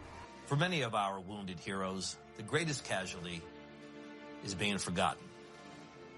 That's why your gift of just $19 a month is so important. Please, call or go online right now. Warning. Listening to the Rod Eccles Show by the Idiot Left may cause outrage, fear, a need for safety pins and or spaces. If you experience any of these symptoms or are allergic to truth, tune in and learn something, Snowflake.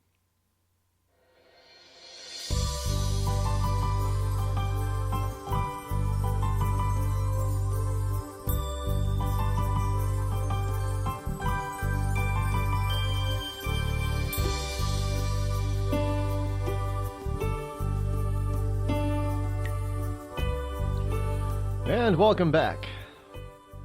Glad that you are here with us this morning. Hey, if you are looking for a great gift for that liberal friend of yours, or even just a conservative friend, don't forget to grab my book, The Conservative Ecclesiastes. Yes, it's available over on Amazon as a Kindle download, and it costs less than a cup of coffee. It really does. It's cheap, but it's a good short read. And yeah, you can print stuff out when you buy it at Kindle too. You don't have to download it, I don't believe. You can print it out, or you can print it out afterwards. It doesn't matter.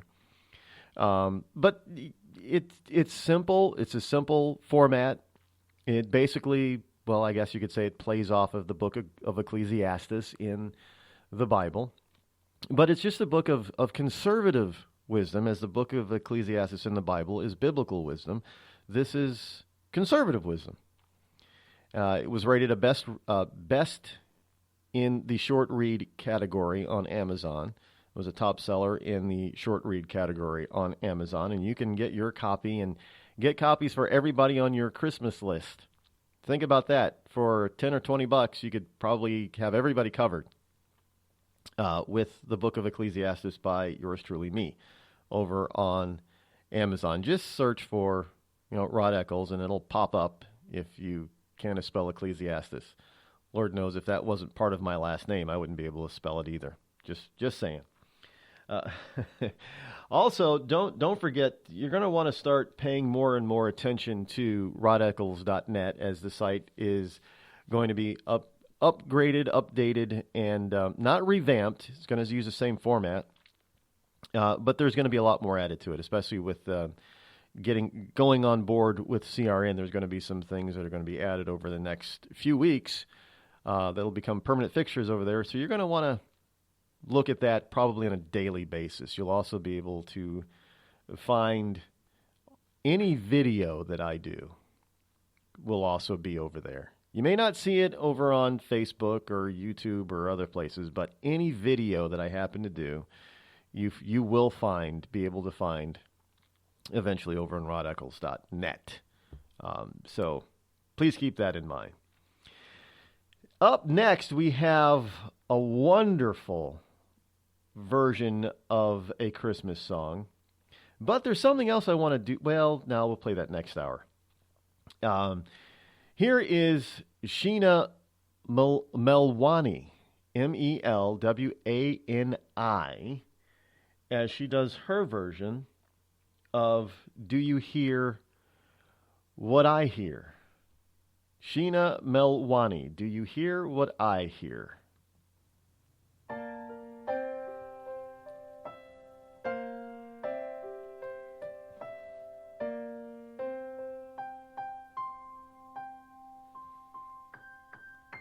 Said the night wind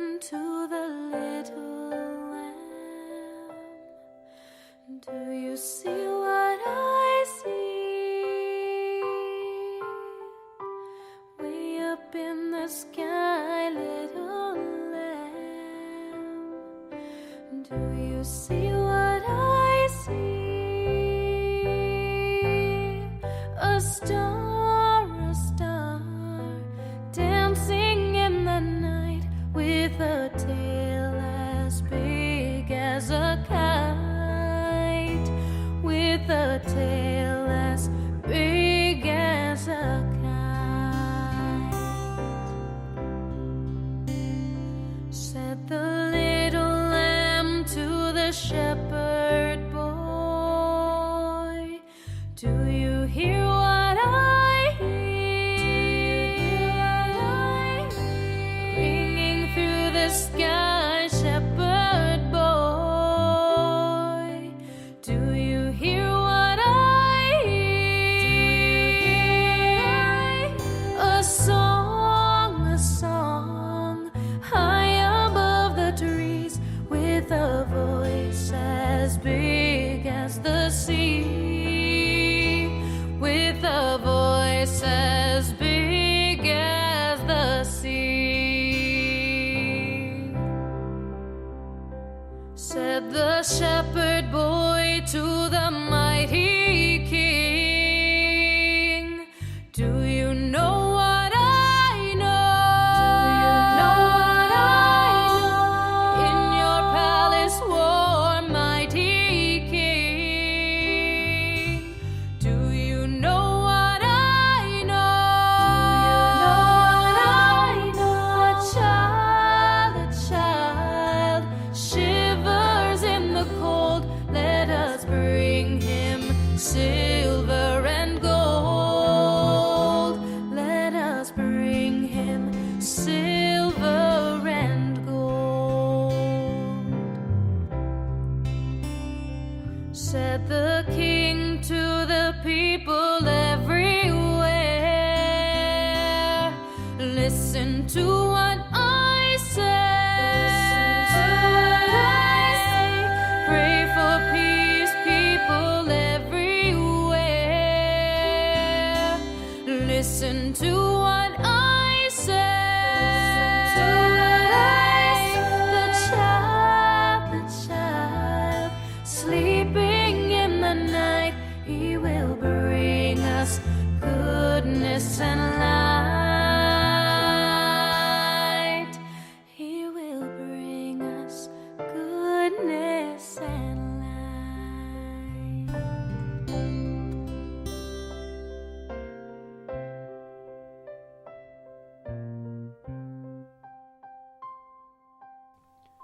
Sheena Melwani, Melwani, and her rendition of Do You Hear What I Hear? Angelic voice right there. You can pick her up on the Facebook. Yeah, facebook.com/Sheena Melwani. When I first heard that, it was one of those songs where you just went, oh. It's a beautiful rendition by her. Absolutely gorgeous. And that's just the amount of talent that this country has is amazing. Amazing. And, well, you know, I mean, I'm sure there are probably some local people near you that probably have some tremendous talent too. So you need to get them to go ahead and submit next year a Christmas song, and we can play it for them here. The economy there's a lot of news about the economy right now, folks. And what you're getting and hearing from the lamestream media basically is a bunch of bunk, to put it politely. We're supposed to hear and understand that, that people are abandoning the economy. They're upset that Trump was elected. And it's just, the people that are upset, most of the people that are upset really aren't contributing to the economy anyway. Think about that for a second. You got all the wonderful snowflakes and some of their parents out there that are out of work. They're out there protesting on a daily basis because they don't have jobs to go to. They're not contributing at all to the economy. In fact, they're a big, huge drain on the economy. And even though that they're draining the economy instead of contributing to it, you got to understand that these people are not going to be happy about Trump. And they're not going to want you to know about the good part about his election. One of the things that they said about Brexit, remember Brexit in England and Britain? Brexit was going to break the British bank and all that kind of stuff. It did just the opposite.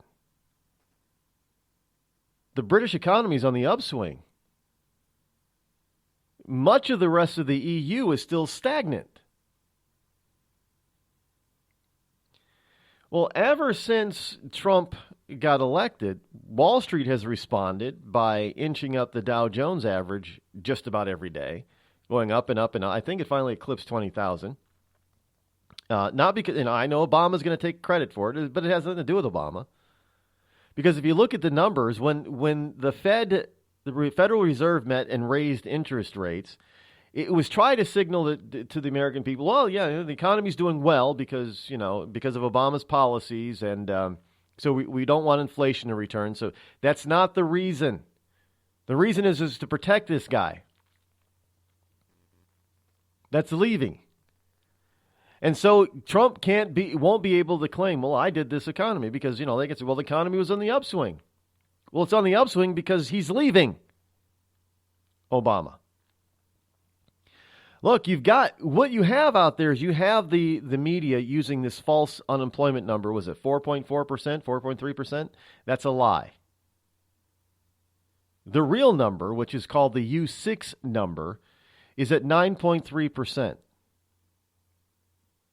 Folks, do you realize we have an unemployment rate of over 9%?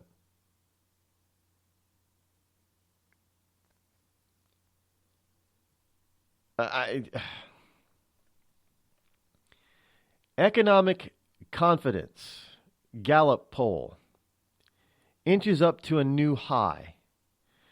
It is now at 10 points above zero. This is how they rate the average weekly index. It is now at plus 10.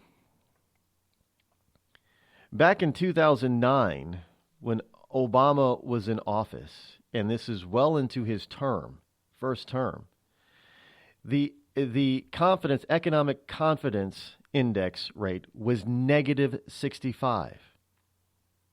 In 2012, it was negative 54. In 2014, it was negative 39. And before the election, around August and September, it was at negative 11. As a matter of fact, there was only 1 point, a short 2-month span back in 2015 when the Obama administration's economy inched above positive territory. It was at plus 5. That's the only time in 8 years, folks. So when you hear that American people had a confidence in this president, they had confidence in his economy, that's a bunch of bunk.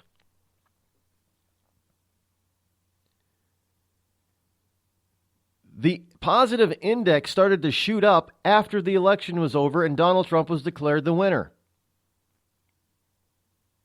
Because otherwise it was hovering around negative 11, negative 10, negative 12, negative 10.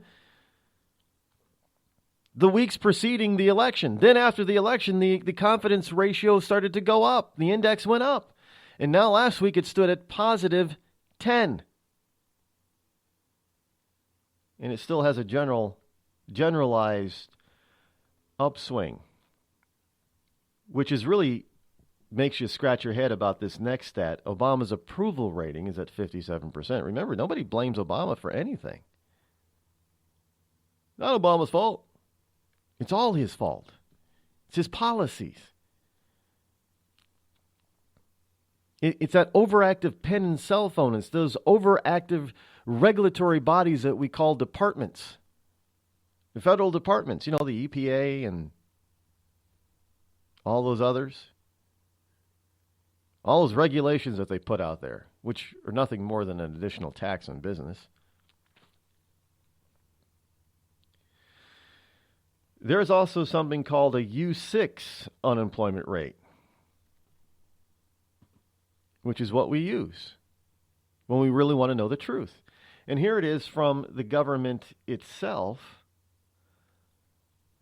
The U6 rate back in 95 under Bill Clinton started out at just above 10%. And then that U6 rate dipped down in 2000 to under 6%. It was 6.9% in December of 2000. And then, of course, we hit the September 11th problems, and it inched up to 7.3. And then by the time we got to November 2001, it hit 9.4. So when Bush finally left office, the unemployment U6 rate was 8.4%.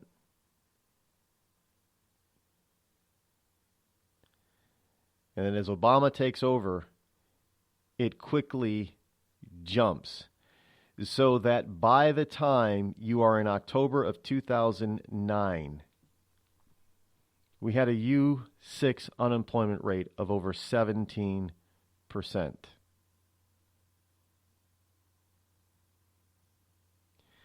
It did not get back down below 10% until October of 2015. No, wait, we were told, the unemployment rate was 7% going down, 6% going down, 5% going down, 4.5, 4.8, 4.9. No, it didn't get below 10% until October of 2015 when it hit 9.8, and now we're at 9.3. Don't buy the lies. I mean, that's the government stats on this. That is directly from the Department of Labor. I know some people are saying that's not true. Well, look, Obama's own administration has said it.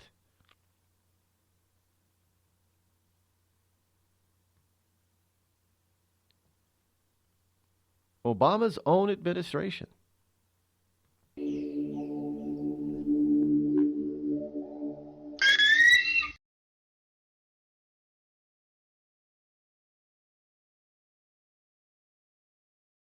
You're listening to the Rod Eccles Show, the coolest, most politically incorrect, conservative black man on the planet. Tired of paying outrageous prices for Viagra? Well, we have great news for you. Now you can finally get Viagra at huge discounts. Healthy Man allows you to save up to $500 on Viagra. Why pay U.S. pharmacy prices of $15 per pill or more when you can get Viagra for less than $3 a pill? Call today and get 40 Viagra pills for only $99. This can cost as much as $600 at your local pharmacy. You can't afford not to call us. If you want Viagra at the lowest prices, never pay $15 a pill pharmacy prices again. Get Viagra for less than $3 a pill. Call 800-595-2614 today and save up to $500 and get 40 pills for just $99. Healthy Man is fast, easy, and affordable. Operators are waiting at 595-2614 to take your call now. Call 800-595-2614. That's 800-595-2614. Again, 800-595-2614.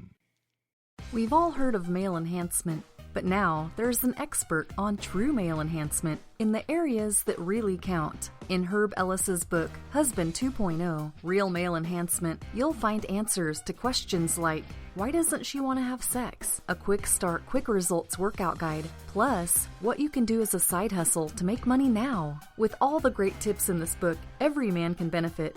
Get the book, Husband 2.0, Real Male Enhancement, on Amazon.com. Once upon a time, old Scrooge sat down before the fire. Humbug. His glance happened to rest upon a bell. With great astonishment, this bell began to swing, as did every bell in the house. Without a pause, Marley's ghost came on through the heavy door and passed into the room before his eyes. Who are you? What do you want with me? I am here to warn you. You will be halted by 3 spins. I'd rather not. Expect the first tomorrow when the bell tolls 1. Expect the second the next night at the same hour. And the third upon the next night. Couldn't I take them all at once and have it over with? To read A Christmas Carol and other books online, go to www.read.gov. Explore new worlds. Read. Yeah! Brought to you by the Library of Congress and the Ad Council.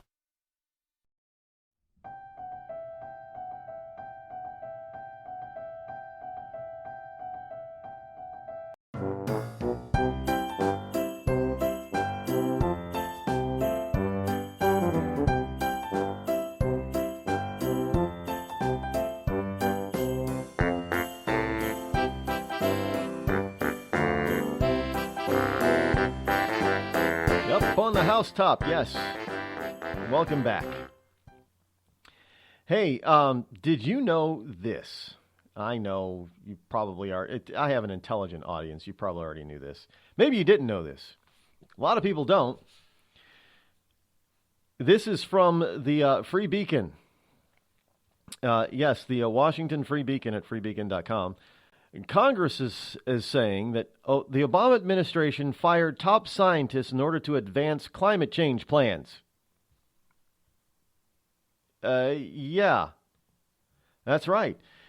Investigation claims that Obama administration retaliated against scientists politicized at the DOE, Department of Energy. A new congressional investigation has determined that the Obama administration fired a top scientist and intimidated staff at the Department of Energy in order to further its climate change agenda, according to a new report that alleges the administration ordered top officials to obstruct Congress in order to forward this agenda. That's right. Oh, surprise, surprise, surprise.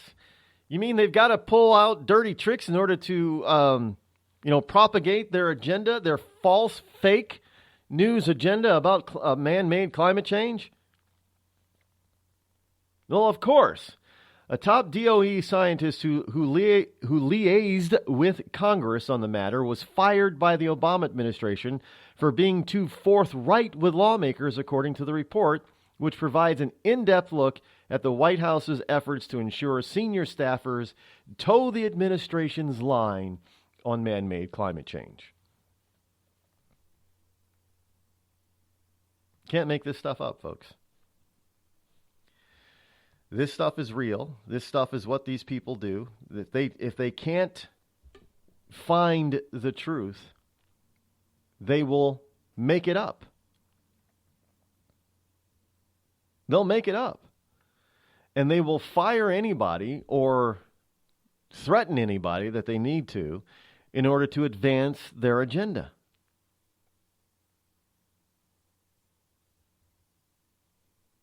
I mean, really?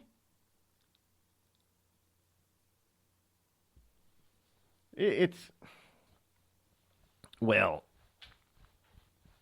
you can go ahead and say that climate change is real.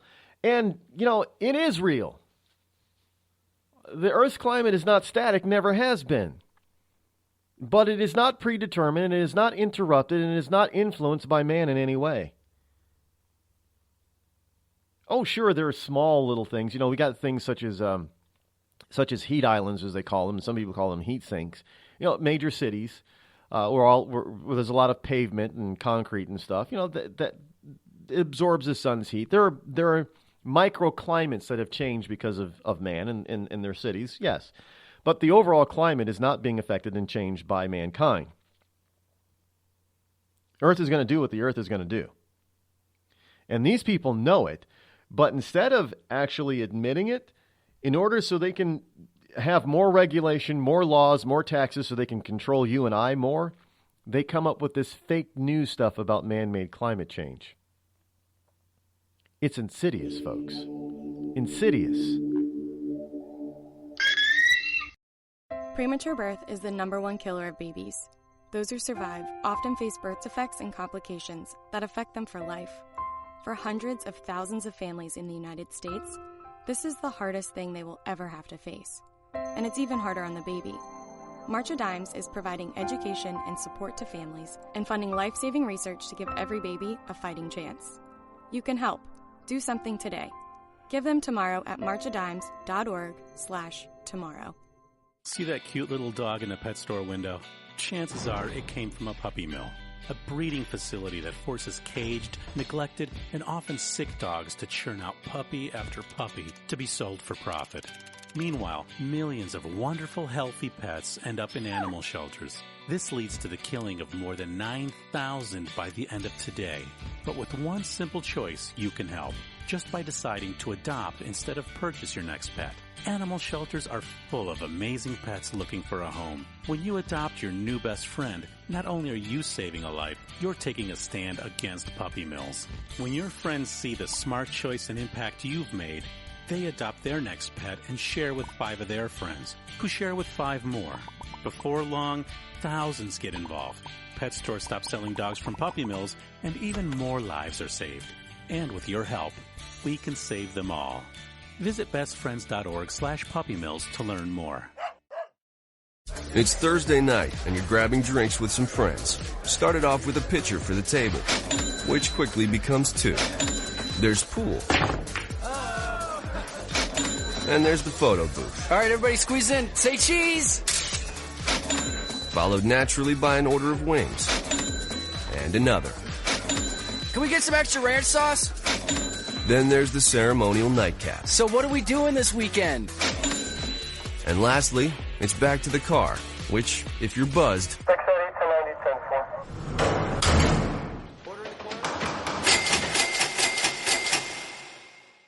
could be the most expensive night of your life. Getting pulled over for buzz driving could cost you around $10,000 in fines, legal fees, and increased insurance rates. Nothing kills a buzz like getting pulled over for buzz driving, because buzz driving is drunk driving. Brought to you by the National Highway Traffic Safety Administration and the Ad Council. The following letters were written by our troops. My dear fellow Americans, I truly appreciate your support. I was starting to wonder if people had forgotten about us over here, but then one of my buddies showed me this website, and now as tears are streaming down my face, I can see for sure that you haven't. Private Emily B., U.S. Army. It's so heartwarming to see the American people not letting the men and women of the armed forces be forgotten. Your letters make a group of grown men, battle-hardened and gruff, act like a bunch of kids around a Christmas tree. Thanks. Staff Sergeant Matthew H., U.S. Army. Your support may be the most important thing our troops can carry with them. But don't take our word for it. Take theirs. To show your support, visit americasupportsyou.mil. Brought to you by the U.S. Department of Defense and the Ad Council. Thousands of families affected by disasters, like the recent wildfires, urgently need support. You can help the American Red Cross provide warm meals, shelter, and hope to families when they need it most. Please donate today to Red Cross Disaster Relief to help people affected by disasters, big and small.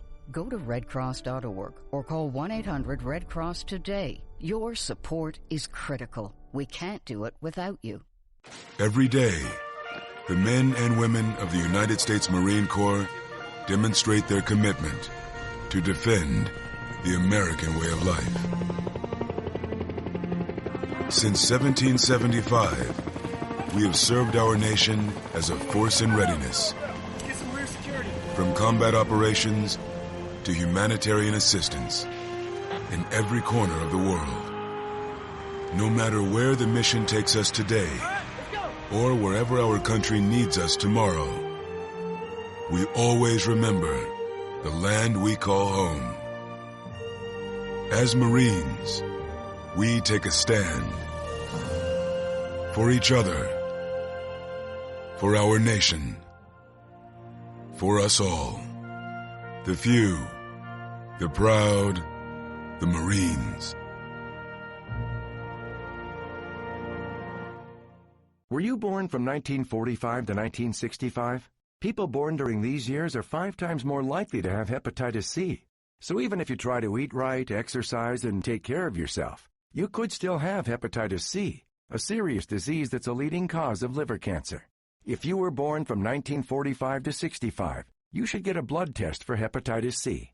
Treatments can cure this disease. Talk to your doctor about getting tested. A message from the CDC. Hello there, this is Nat King Cole, wishing you all a happy and a Merry Christmas. The joy of living is in the giving. So let's give lots of toys for tots. Since 1947, the United States Marine Corps has been helping Santa fill his sleigh, making happier holidays for deserving children right in your community. Go to toysfortots.org and learn how you can make a difference. The following program is closed captioned for the thinking impaired.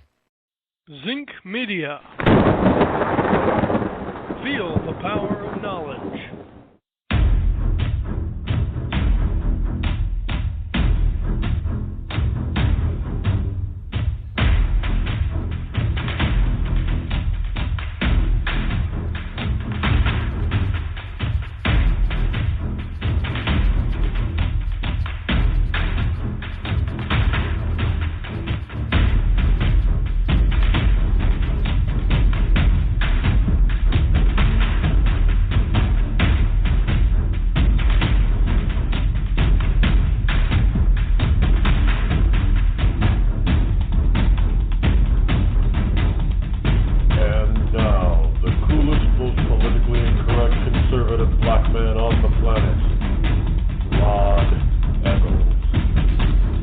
Ho, welcome back. Hour number 3 here on the Rod Eccles Show. I am, of course, your lovable host, L. Rod, coming to you live from the bunkerized studio somewhere within the great granite state of New Hampshire on this sunny but cold Wednesday morning. That's right, it is December the 21st in the year of our Lord 2016, inching that much closer, kiddies, to that wonderful Christmas day and the day that, the night that this man comes. Good old Santa. Again, folks, thank you so much for tuning in over the past years, especially this past year. I do have a person, this is also time of year to be thankful for people. I do have to thank Laura for all her, my agent, for all her hard work over the past couple of years that she has done. We've gotten to this point due greatly, in great part, to her work ethic and efforts, and I thank her for that. We will be adding staff as we move forward into 2017, as we get broadcasting with CRN Network, and look forward to that. That was a big announcement if you missed it already, folks. Yes, we're being syndicated by a real syndicator. Most of the current networks that are already broadcasting the program will still have the ability and the opportunity to hang around and have the show. I know a couple of them, they will not be able to live up to the standards and the rules that will be set forth. You know, just the broadcasting rules to conform, because we got to have uniformity, obviously. So everybody's on the same page. Just like when you turn on the radio, all those national syndicated programs, they all have a standard format, and all the stations have to conform to that format. And some of the networks here, I think there's only one or two of them, won't be able to do that for various reasons. And there's no animosity there. We understand.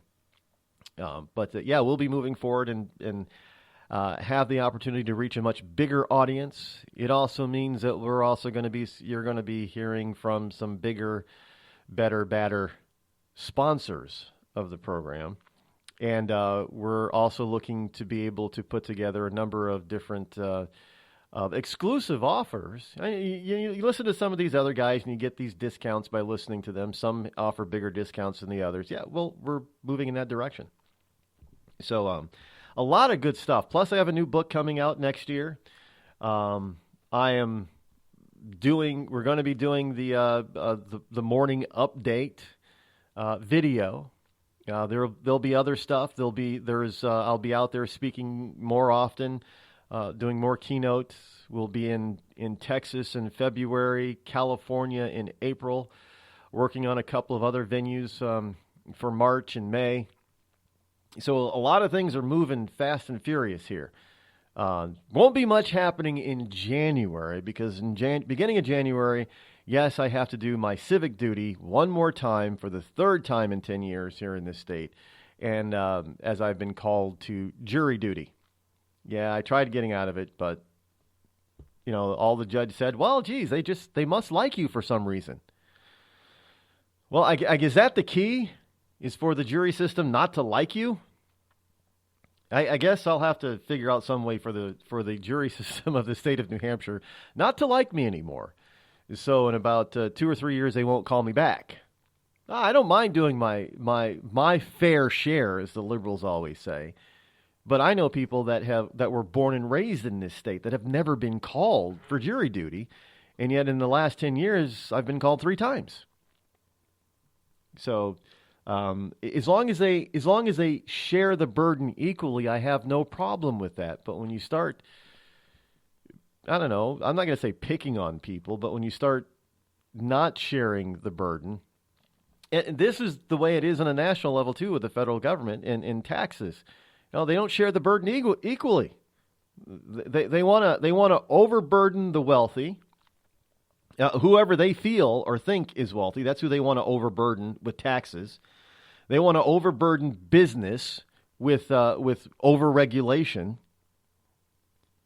and it's insane. And yet the Democrats are all out there talking about fairness.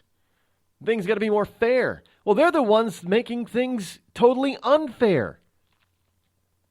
Has anybody ever realized that?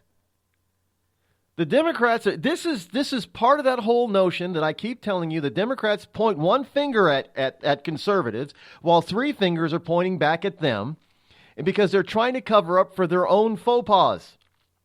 They're trying to cover up their own BS, and they know it's BS.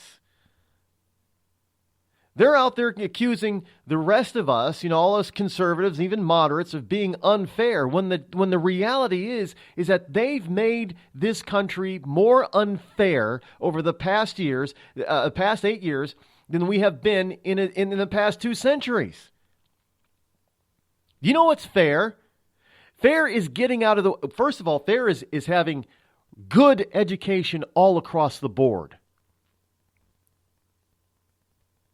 Our government does not give our kids fair and equal education. Just look at our inner cities. Look at all the money that is spent on the inner cities on education, and yet those kids are most of them, if they don't drop out, they can't read past the 6th or 7th grade level. That's not fair. And yet we graduate them. Is that fair? They're stupid. They're not just ignorant, they're stupid. Is that fair? No, when in order to make it more fair, it's very easy to fix. It is easy. I know we don't say that often.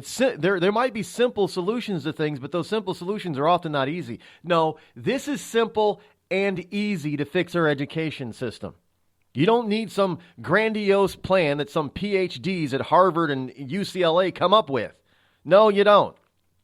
You need to concentrate on what needs to be concentrated on. The 3 R's. You go back to teaching that. You go back to teaching civics. We had it right at one point in our history. We had it. Remember, folks, we went to the moon with a bunch of people. All those wonderful scientists, those rocket scientists and such, they were all educated in primary and high school by a bunch of people who most of them probably only went through the 8th grade.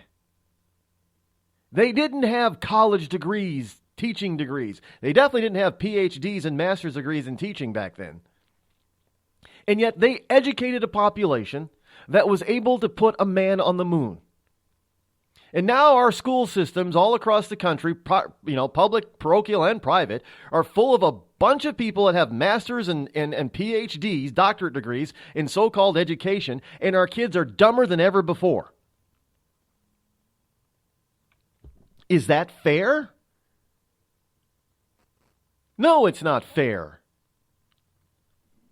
So don't ever fall for this tactic that they try to pull out all the time, and that's called fairness. Look, anytime a liberal ever does anything or says anything, all you have to it's easy to turn it on them, because the evidence is already there that shows that they're the ones that are guilty of what they're accusing everybody else of. Unfairness? Oh yeah, you're right. This country is unfair. You've made it unfair. Hey, crime, criminal courts, all that kind of stuff. You see a bunch of blacks and Latinos going to jail. Guess what? Bill Clinton signed that legislation and put 100,000 more cops on the street. Hey, all you Black Lives Matter people, you hate the cops? Well, guess what? Your buddy Bill Clinton, the husband of Hillary Clinton, whom she supported wholeheartedly, and the whole reformation of this criminal system that put all these people in jail, it's his fault and her fault and the Democrats' fault, not the Republicans. We didn't do it. Conservatives didn't do it. We didn't write the bill. That was Bill Clinton. 100,000 more cops on the street. And you run around saying the cops are unfair, you hate the cops, pigs in a blanket, what do we want, fry them like bacon, all that kind of crap. And it was the Democrats who did it to you, not Republicans. So you want to say things are unfair? Well, the left made all these things unfair. The evidence is all around us. It's in abundance. This is stuff you're not gonna you don't hear from these other talking heads, do you, folks? I mean, come on. Can I get an amen out there? Look, I listen to a lot of these people too, and they're not talking anything like this. They're not. I don't know if they don't realize it, or if they're too scared to do it because they have, I think the only person that probably wouldn't be scared to do it would be Rush. I know everybody else is so hogtied by their employer. Well, I guess to agree, Michael Savage doesn't really care either. I don't listen to him very often anymore, but I don't think he cares either. I don't care. All I care about is the truth. The truth is that the liberals are the ones making things more unfair. And with every new regulation and new law that they propose and get passed, it makes things even more unfair. And those at the bottom of the economic and socioeconomic rung of the ladder are the ones that get hurt the most. No matter what the liberals do, they may sound all altruistic. Yeah, we're going to tax the rich person and make them pay their fair share. Bullshit, they're already paying more than their fair share. But every time you do something stupid like that, who gets hurt? Oh, we're going to raise the minimum wage to $15. Now you're going to have to pay these people $15 an hour. And what does small business and medium-sized business do? They say, fine, great. If we don't move out of your jurisdiction, we'll stay there. But great, we're going to lay off people, so we're going to have fewer employees.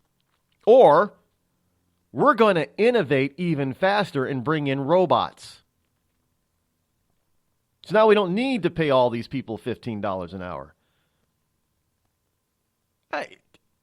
Is that fair? And what happens when that natural reaction takes place? Oh, the left gets pissed. How dare you, greedy corporate? Oh yeah, your mom and pop shop, your average small business owner, they're greedy? No, they're paying these people what they're worth, $9 an hour, maybe $10 an hour, and now you're telling them, well, you're not. Now you have to pay them $15 an hour. They're like, no, we can't afford that. We're in business to do business to make a profit. We're not. Business people do not go into business. Most people do not go into business in order to create jobs. They go in business to create a profit. And they will employ as many people as necessary in order to achieve that profit. Because if people went into business just to employ people, then all these wonderful mom and pop shops, they wouldn't care about the profit. They just employ their local people. How about all those people that work from home? They're one person or two, just the husband and the wife are the only employees. Well, if that were the case, and if the business was business to just to employ people, well, they go out and hire people. They don't need to hire people in order to make a profit. That's the whole point of business. No other reason. Even your stupid non-profits are in business to make a profit, because if they don't make a profit, they don't stay in business. They have to take that profit in order to utilize it for their charities, whatever their charity may be, and to help innovate and to grow the nonprofit business and to pay everybody. You got to make a profit. So this notion that they call people greedy because they want to make a profit, oh, these windfall profits. Let me tell you something. There isn't an industry in this country right now that makes anything less than the government makes off that industry. Take oil, for instance. With the average profit per gallon of gas in this country is somewhere around 10 to 15 cents per gallon. What are the taxes on a gallon of gas? Well, they're more than 15 cents a gallon, aren't they? So who's making windfall profits off of that? Really? Who's doing that? Who? Can somebody tell me again? Oh, yeah. The liberal government. You're listening to me, your lovable host, Rod, here on the Rod Eccles Show. Tired of paying outrageous prices for Viagra? Well, we have great news for you. Now you can finally get Viagra at huge discounts. Healthy Man allows you to save up to $500 on Viagra. Why pay U.S. pharmacy prices of $15 per pill or more when you can get Viagra for less than $3 a pill? Call today and get 40 Viagra pills for only $99. This can cost as much as $600 at your local pharmacy. You can't afford not to call us. If you want Viagra at the lowest prices, never pay $15 a pill pharmacy prices again. Get Viagra for less than $3 a pill. Call 800-595-2614 today and save up to $500 and get 40 pills for just $99. Healthy Man is fast, easy, and affordable. Operators are waiting at 595-2614 to take your call now. Call 800-595-2614. That's 800-595-2614. Again, 800-595-2614.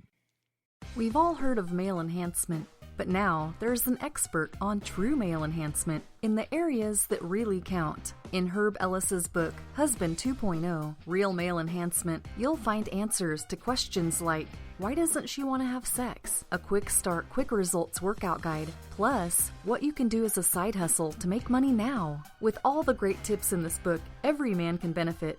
Get the book, Husband 2.0, Real Male Enhancement, on Amazon.com. Once upon a time, old Scrooge sat down before the fire. Humbug. His glance happened to rest upon a bell. With great astonishment, this bell began to swing, as did every bell in the house. Without a pause, Marley's ghost came on through the heavy door and passed into the room before his eyes.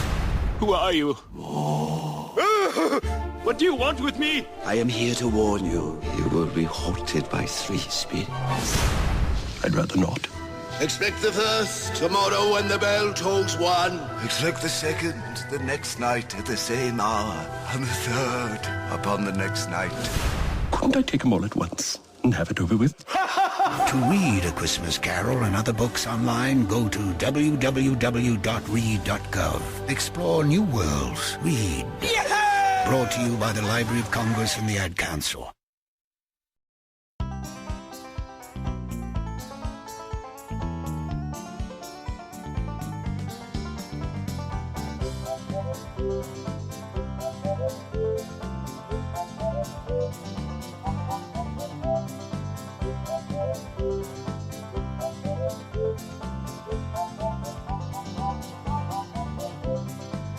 And we are back. Jingle bells, bluegrass version of that. If you're down in the holler, you're probably going to hear a lot of that. The bluegrass sound. Kind of makes your feet just want to do a jig, right? When you hear that. Music is a big part of our lives. And we often take these musicians and put them on a pedestal. No, I'm sorry, but, just because you entertain me, they're entertainers. They do not deserve to be put on a pedestal. There's nothing... Yeah, it takes some talent. And for the most part, most of the musicians and singers of today, they're not like a Bach or a Beethoven. There isn't some innate natural gift that's been put in them. Most of them are rehearsed. Hell, half of them can't even play an instrument. All they are is a singer. And most of them really can't sing all that well. If you've ever heard them live, you'd say, wait, that's not the same person that I buy the CDs or these EPs from. It's not the same person. But it is. It's called technology. They've always been able to make people sound better on records than live. Going back into the 50s, that was part of the rise of the doo-wops and mostly it was boys, teenage and 20-something boys and boy bands of the day, like Richie Valens, Richie Valens had a decent voice and a good voice, but you know what I'm talking about. Those some of those teen heartthrobs back in the day. Because most of them were always. That's another thing. Most of the heartthrobs of today, most of them are boys, and they don't get, down and nasty like the female music artists do. You don't see the guys out there wearing these outrageous, showy costumes, showing off everything. It's always the ladies that do that, the girls. I don't know why that is. But we always put these people up on a pedestal, and then sometimes life hits these perfect people, and it's rather interesting to see how many of them react. Now, a lot of them don't act anything like their persona, good or bad. And here's a story about one of these singers that did not act as his persona. Now, this guy he's not a big guy. He was a little guy, kind of like, he was taller than Prince, but not by much. Richard Marx. Anybody remember Richard Marx in the 80s? He's not a big guy. And so when it comes to these kind of guys, you think, well, they're not gonna be brave in any event. They're not gonna do anything if things actually happen. But so I'm not calling Richard Marx a wimp. I don't know him other than outside of his few 80s hits. That's it. But evidently, Richard Marx can be a badass in a good way. Richard Marx, as reported by radio.com, subdued a deranged passenger on a plane. Yes, folks, Richard Marx. Go look him up. Richard Marx boarded a flight from Vietnam to South Korea with his wife, Daisy Fuentes, today. I didn't know he was married to her, by the way. I did not. Look, I'm not into celebrity. I don't keep up after these people. When something interesting pops up, that's when I report it. But so he's married to Daisy Fuentes. He had no idea that he'd be called upon to keep an airplane safe from a deranged passenger. That's right. Daisy Fuentes posted photos of Marx helping subdue a passenger who had grown agitated and began attacking the flight crew. The collage of photos showed Marx working with crew to help keep the passenger in his seat. His help appeared to be necessary because, as Fuentes reported, the crew wasn't properly trained to handle the incident. Look, he's probably on tour. The Asian countries tend to like all our 80s and 90s singers. They like Western singers for some reason. They can't understand a word they're singing. But they can go and karaoke those songs, let me tell you. But Richard Marx, again, not a big guy. And he's a celebrity. He doesn't have to do that kind of stuff. But he goes out there and steps up. Now, how many of your millennial superstars out there would do such a thing? I'd like to see Justin Bieber subdue somebody. I don't think he could do it. Just saying.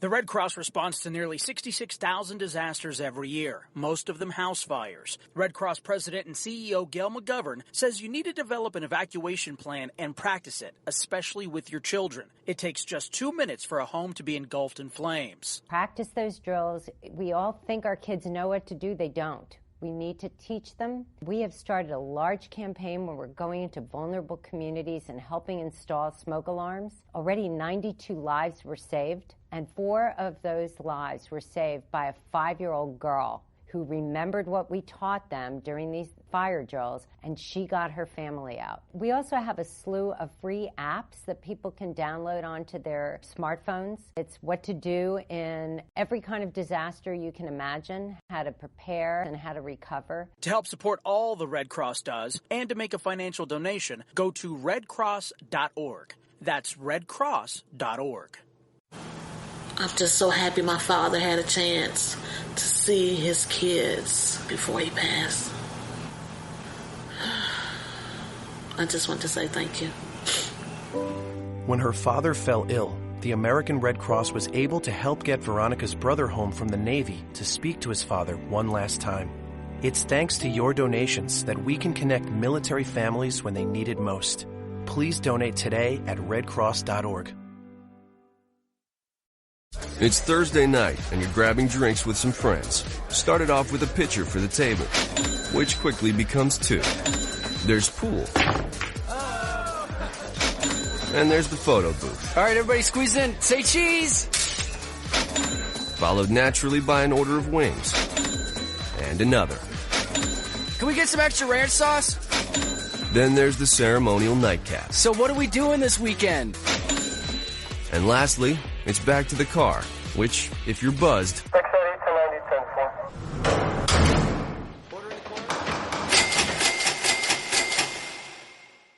could be the most expensive night of your life. Getting pulled over for buzzed driving could cost you around $10,000 in fines, legal fees, and increased insurance rates. Nothing kills a buzz like getting pulled over for buzzed driving, because buzzed driving is drunk driving. Brought to you by the National Highway Traffic Safety Administration and the Ad Council. Every day, the men and women of the United States Marine Corps demonstrate their commitment to defend the American way of life.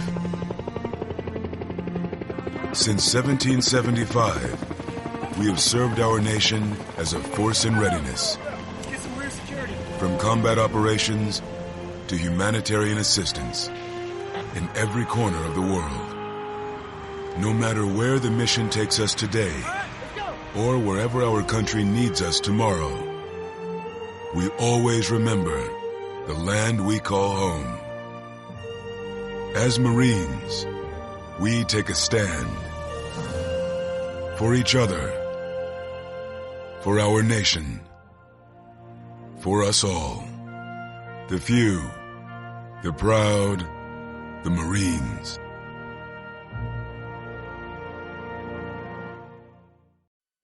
I considered suicide so I wouldn't put my family through all the pain.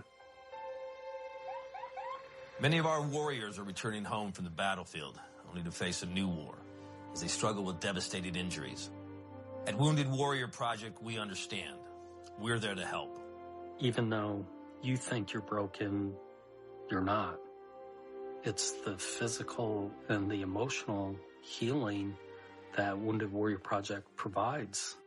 With a gift of just $19 a month, you can join Wounded Warrior Project. You'll help provide critically needed programs and services that rebuild lives. Beautiful. There you go, buddy. The ongoing needs of our wounded and their families will continue for many years to come. Now is the time to show your support. Call now or go online with your gift of just $19 a month, and we'll send you this Wounded Warrior Project blanket. It made me feel that there's people out there that care about us. After this event, we can finally maybe start to heal as a family and move forward. We need your help. The families are hurting. For many of our wounded heroes, the greatest casualty is being forgotten. That's why your gift of just $19 a month is so important. Please, call or go online right now.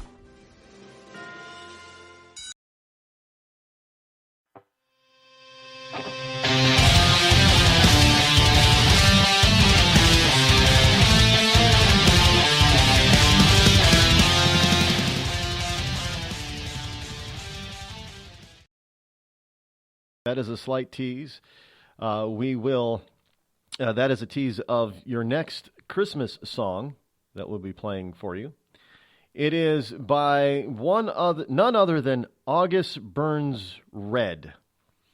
And again, you can hear them at August Burns Red on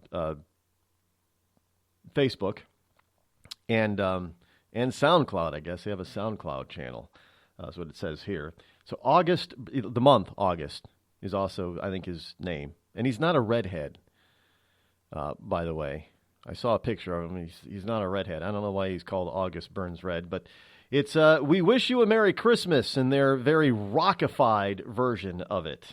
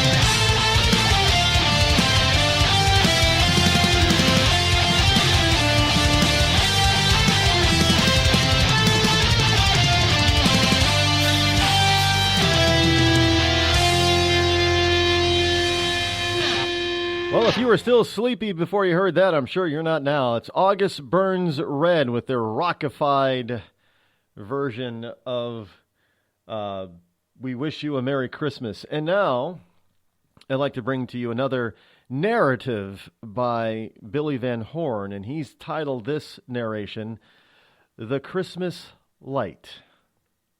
The Christmas Light by William Lewis Van Horn, Jr. I couldn't help but shed a tear on Christmas Eve that night, while watching once a darkened room now glow with candlelight. It started all with just one flame, so lowly and alone. But as I pondered what I saw, the beauty of it shone. Just one man touched the cheerful glow, then shared a part of it. And each one shared his light with one until the room was lit. While softly singing Silent Night and joy to the world, my heart cried out to those around. Could they see what unfurled? The parallel so clearly made between Christ and the light, who touched each heart all one by one and gave to them his might. If we would do what Christ had done, and share with all we know, and give to them the light of life, this world would surely glow. We all could spark that holy flame within those whom we meet. A kindly word, a friendly grin, a life lived pure and sweet. Although we may not know it, perhaps not even care, our lives are carefully observed by everyone out there. We all must live a godly life, His love and warmth embrace, so we may light our little world just like this glowing place. So touch each life you meet today and plant the seed of light, so they may know the love of God and rest in Him tonight. And that was my good friend Billy Van Horn, also known as William Lewis Van Horn Jr., with his narrative, his poem, original work, The Christmas Light. Thank you very much, Billy. And I also broadcast or have broadcast on his Freedom America radio network, and hopefully, and I understand that they've gone through a few changes over there, but Billy is he's a very bright man, as well as very talented, if you've heard his music here on the program. So yeah, thank you very much for that, Billy. I got another one that I'll play again, that I will play for you tomorrow. Don't forget, Rev Rod will be here in a few minutes, I do believe. So if if you're going to hang around, if you're going to want somebody to listen to the Rev Rod, he should be here shortly. In order to give his conservative church Christmas message. I'm sure we will all be better for it after listening to that when it comes about. Obama is out there trying to, his refugee program. Now we've got all these refugees doing the killing and bombing and shooting and driving over people over in Europe. And at the same time, you've got President Obama, our wonderful president, who's in this country, who's trying to accelerate his refugee program, his refugee resettlement program here in the U.S. of A. And this is actually from WND.com, Roll Daily, for those of you in Rush Limbaugh's Rio Linda. Through the first 11 weeks of fiscal year 2017, we're in fiscal year, not actual calendar year, but fiscal year 2017, the United States welcomed over 23,400 individuals as refugees, according to the Refugee Processing Center. At this rate, the U.S. will resettle roughly over 110,000 people this fiscal year, which would exceed President Obama's target of 110. No more than 110. Now, contrast that with last year when the U.S. welcomed only 13,700 refugees through the first 11 weeks of fiscal 2016. The country ended up welcoming nearly 85,000 by fiscal year's end. The whole point is that they're to get them here before Trump takes office in January, because you don't know exactly what Trump will do with regard to this controversial program.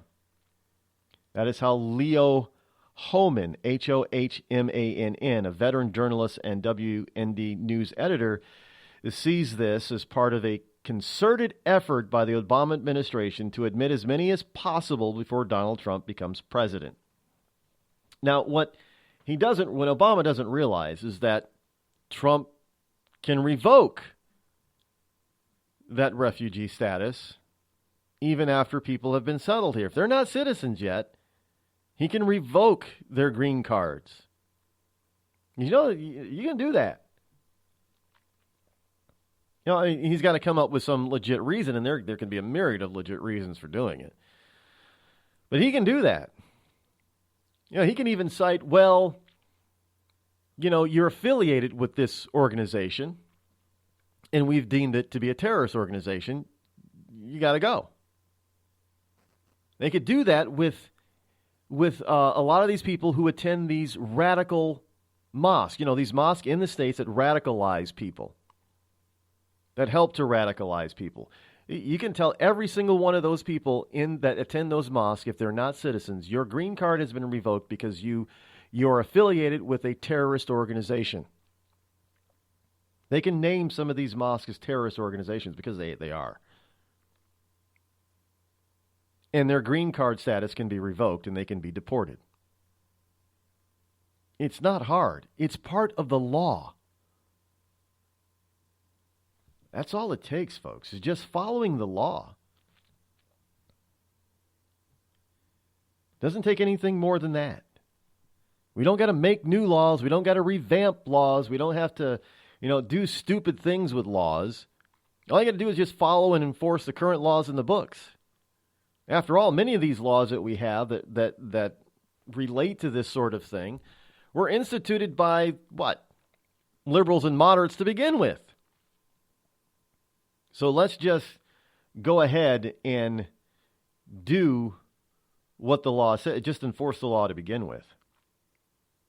I don't understand why that is such a difficult thing to do anyway.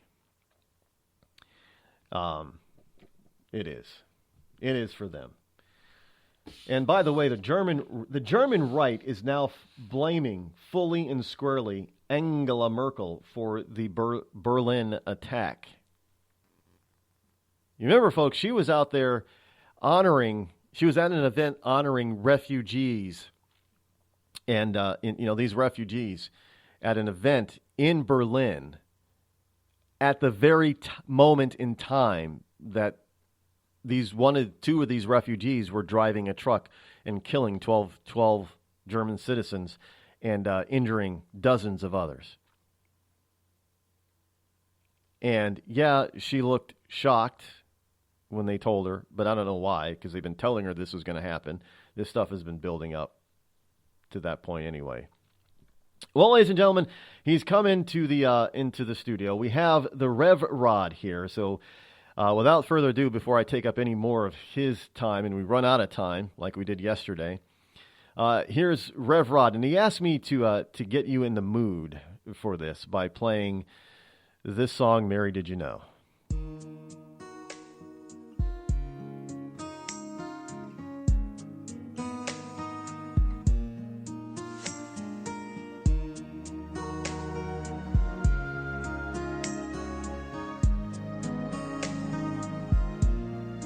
Mary, did you know that your baby boy would one day walk on water?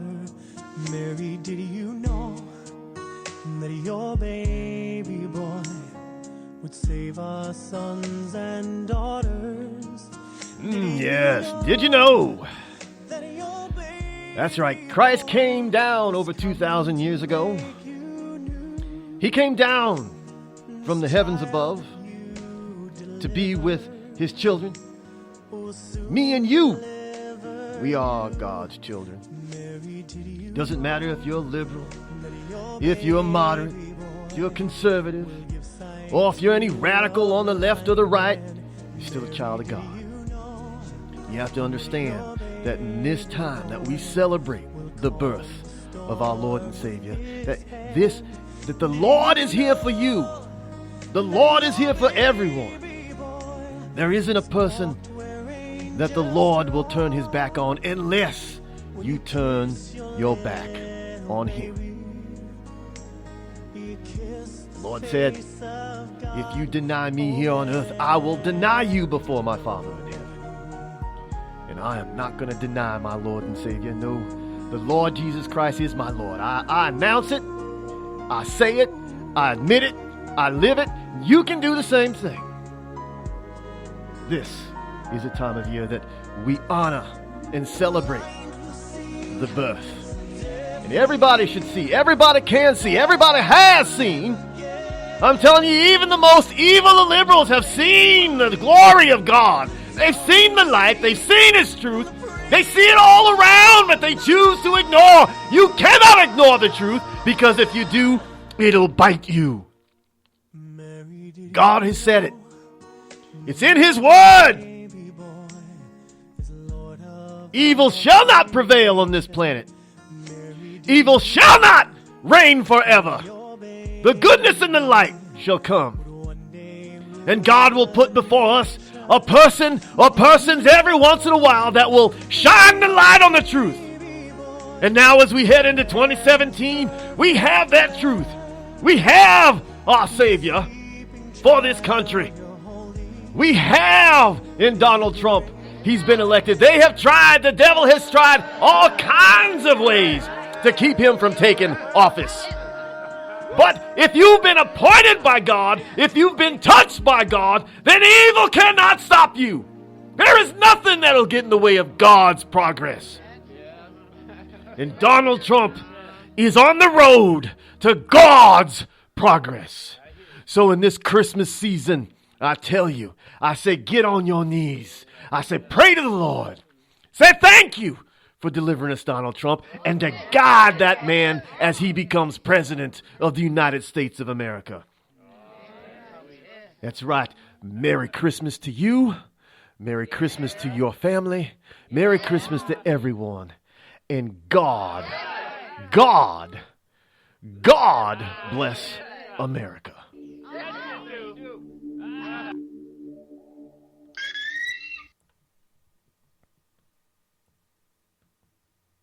You're listening to the Rod Eccles Show, the coolest, most politically incorrect, conservative black man on the planet.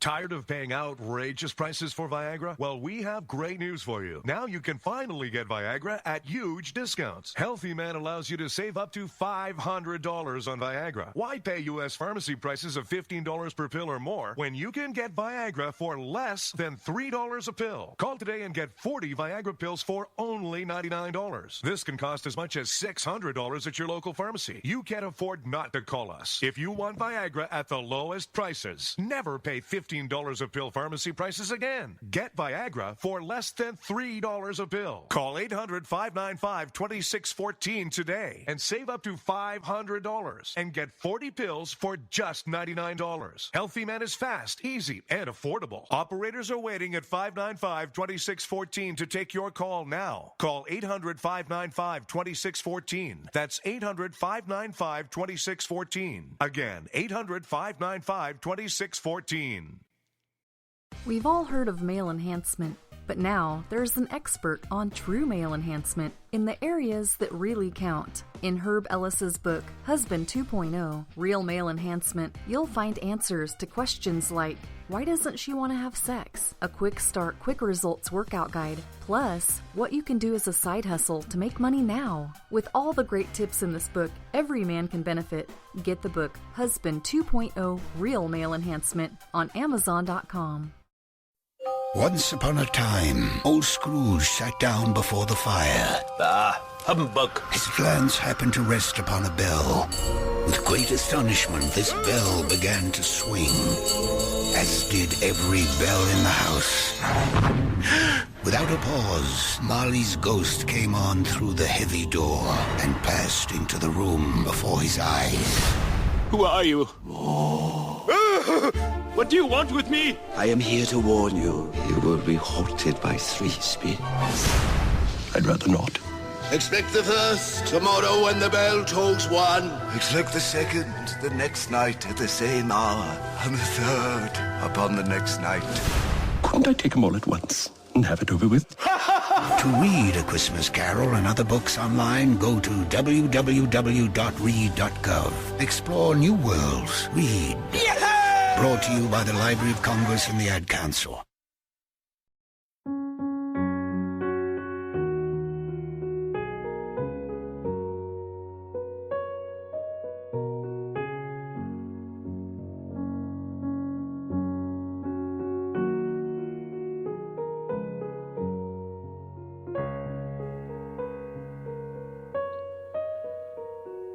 You know, the left, they tried just about everything in their worn-out, tired playbook to prevent Donald Trump from getting the electoral vote and from being president. Now, nothing they really can do now will stop Donald Trump from becoming the 45th president and taking the oath of office on January 20th.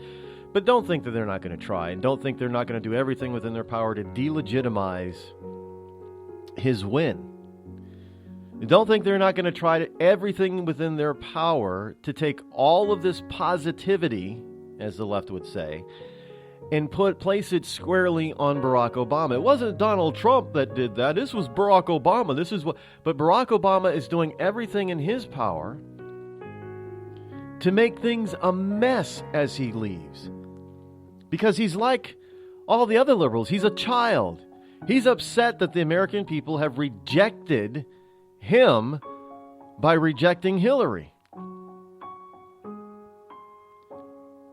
I mean, we look at everything that is going on around the world, especially the Western world, and we see that these people that are globalist, that are socialist, like Obama, they foment this stuff. They make sure that you and I are the ones who are put in danger. And the worst thing that you could possibly do would be to threaten one of them. Unless, of course, they don't like you. Now, the Russian ambassador is somebody that Obama didn't like. And there's speculation from some people, I don't happen to agree with this, that this was a hit that was ordered by Obama. I don't think so. But is he sorry and sad that it happened? No, I don't think so. Any more than he's sorry and sad what happened in Benghazi all those years ago with Hillary Clinton as his Secretary of State. This was the plan all along, was for her to run, folks, because it was her turn. It was her turn. Her turn was taken away by Obama. But Obama basically said, look, just come on, just join me for 4 years, and after this, and I get reelected, it'll be your turn. You go off for 4 years, and we'll build you up, and you're going to be the next president, the first female president of the United States. She bought that hook, line, and sinker. She thought she was going to be it. She was expecting it. It was her turn. She was the rightful heir to the throne of the presidency. And the American people finally stood up and said, we had enough. We're not going to take this anymore. Donald Trump comes along and says, as he descends Trump Tower, he says, I'm going to run for president. And there are some people that say, I wasn't one of them, that said that he won the presidency when he descended from the stairway from his apartment in New York City. After he won the nomination, I said, yeah, he's the next president. And lo and behold, no matter what they tried or what they threw at him, for the past 18 months or so, they could not stop him. That's why I believe that he was the man that God gave us. Whether we wanted him or not, it's the one that he gave us and the one that God said, he's the right one for your time. He's giving us another shot, ladies and gentlemen. And I think this is it. We better be paying attention this time. Because there's a lot riding on this. A lot. Tomorrow will be the last program of this year, but we'll be back on January 2nd, Monday. So don't forget, tomorrow is basically Freedom Friday, so you're going to want to be here for that. The Christmas, Happy Ho Ho Christmas special. Going to try to have a lot of fun. Little bit of news, but a lot of fun. Even more fun than we had today, folks. But until then, have a wonderful hump day. Be back here in 21 hours. See you then. I'm Rod Eccles. Thanks for listening to The Rod Eccles Show and making us so successful. I'm out.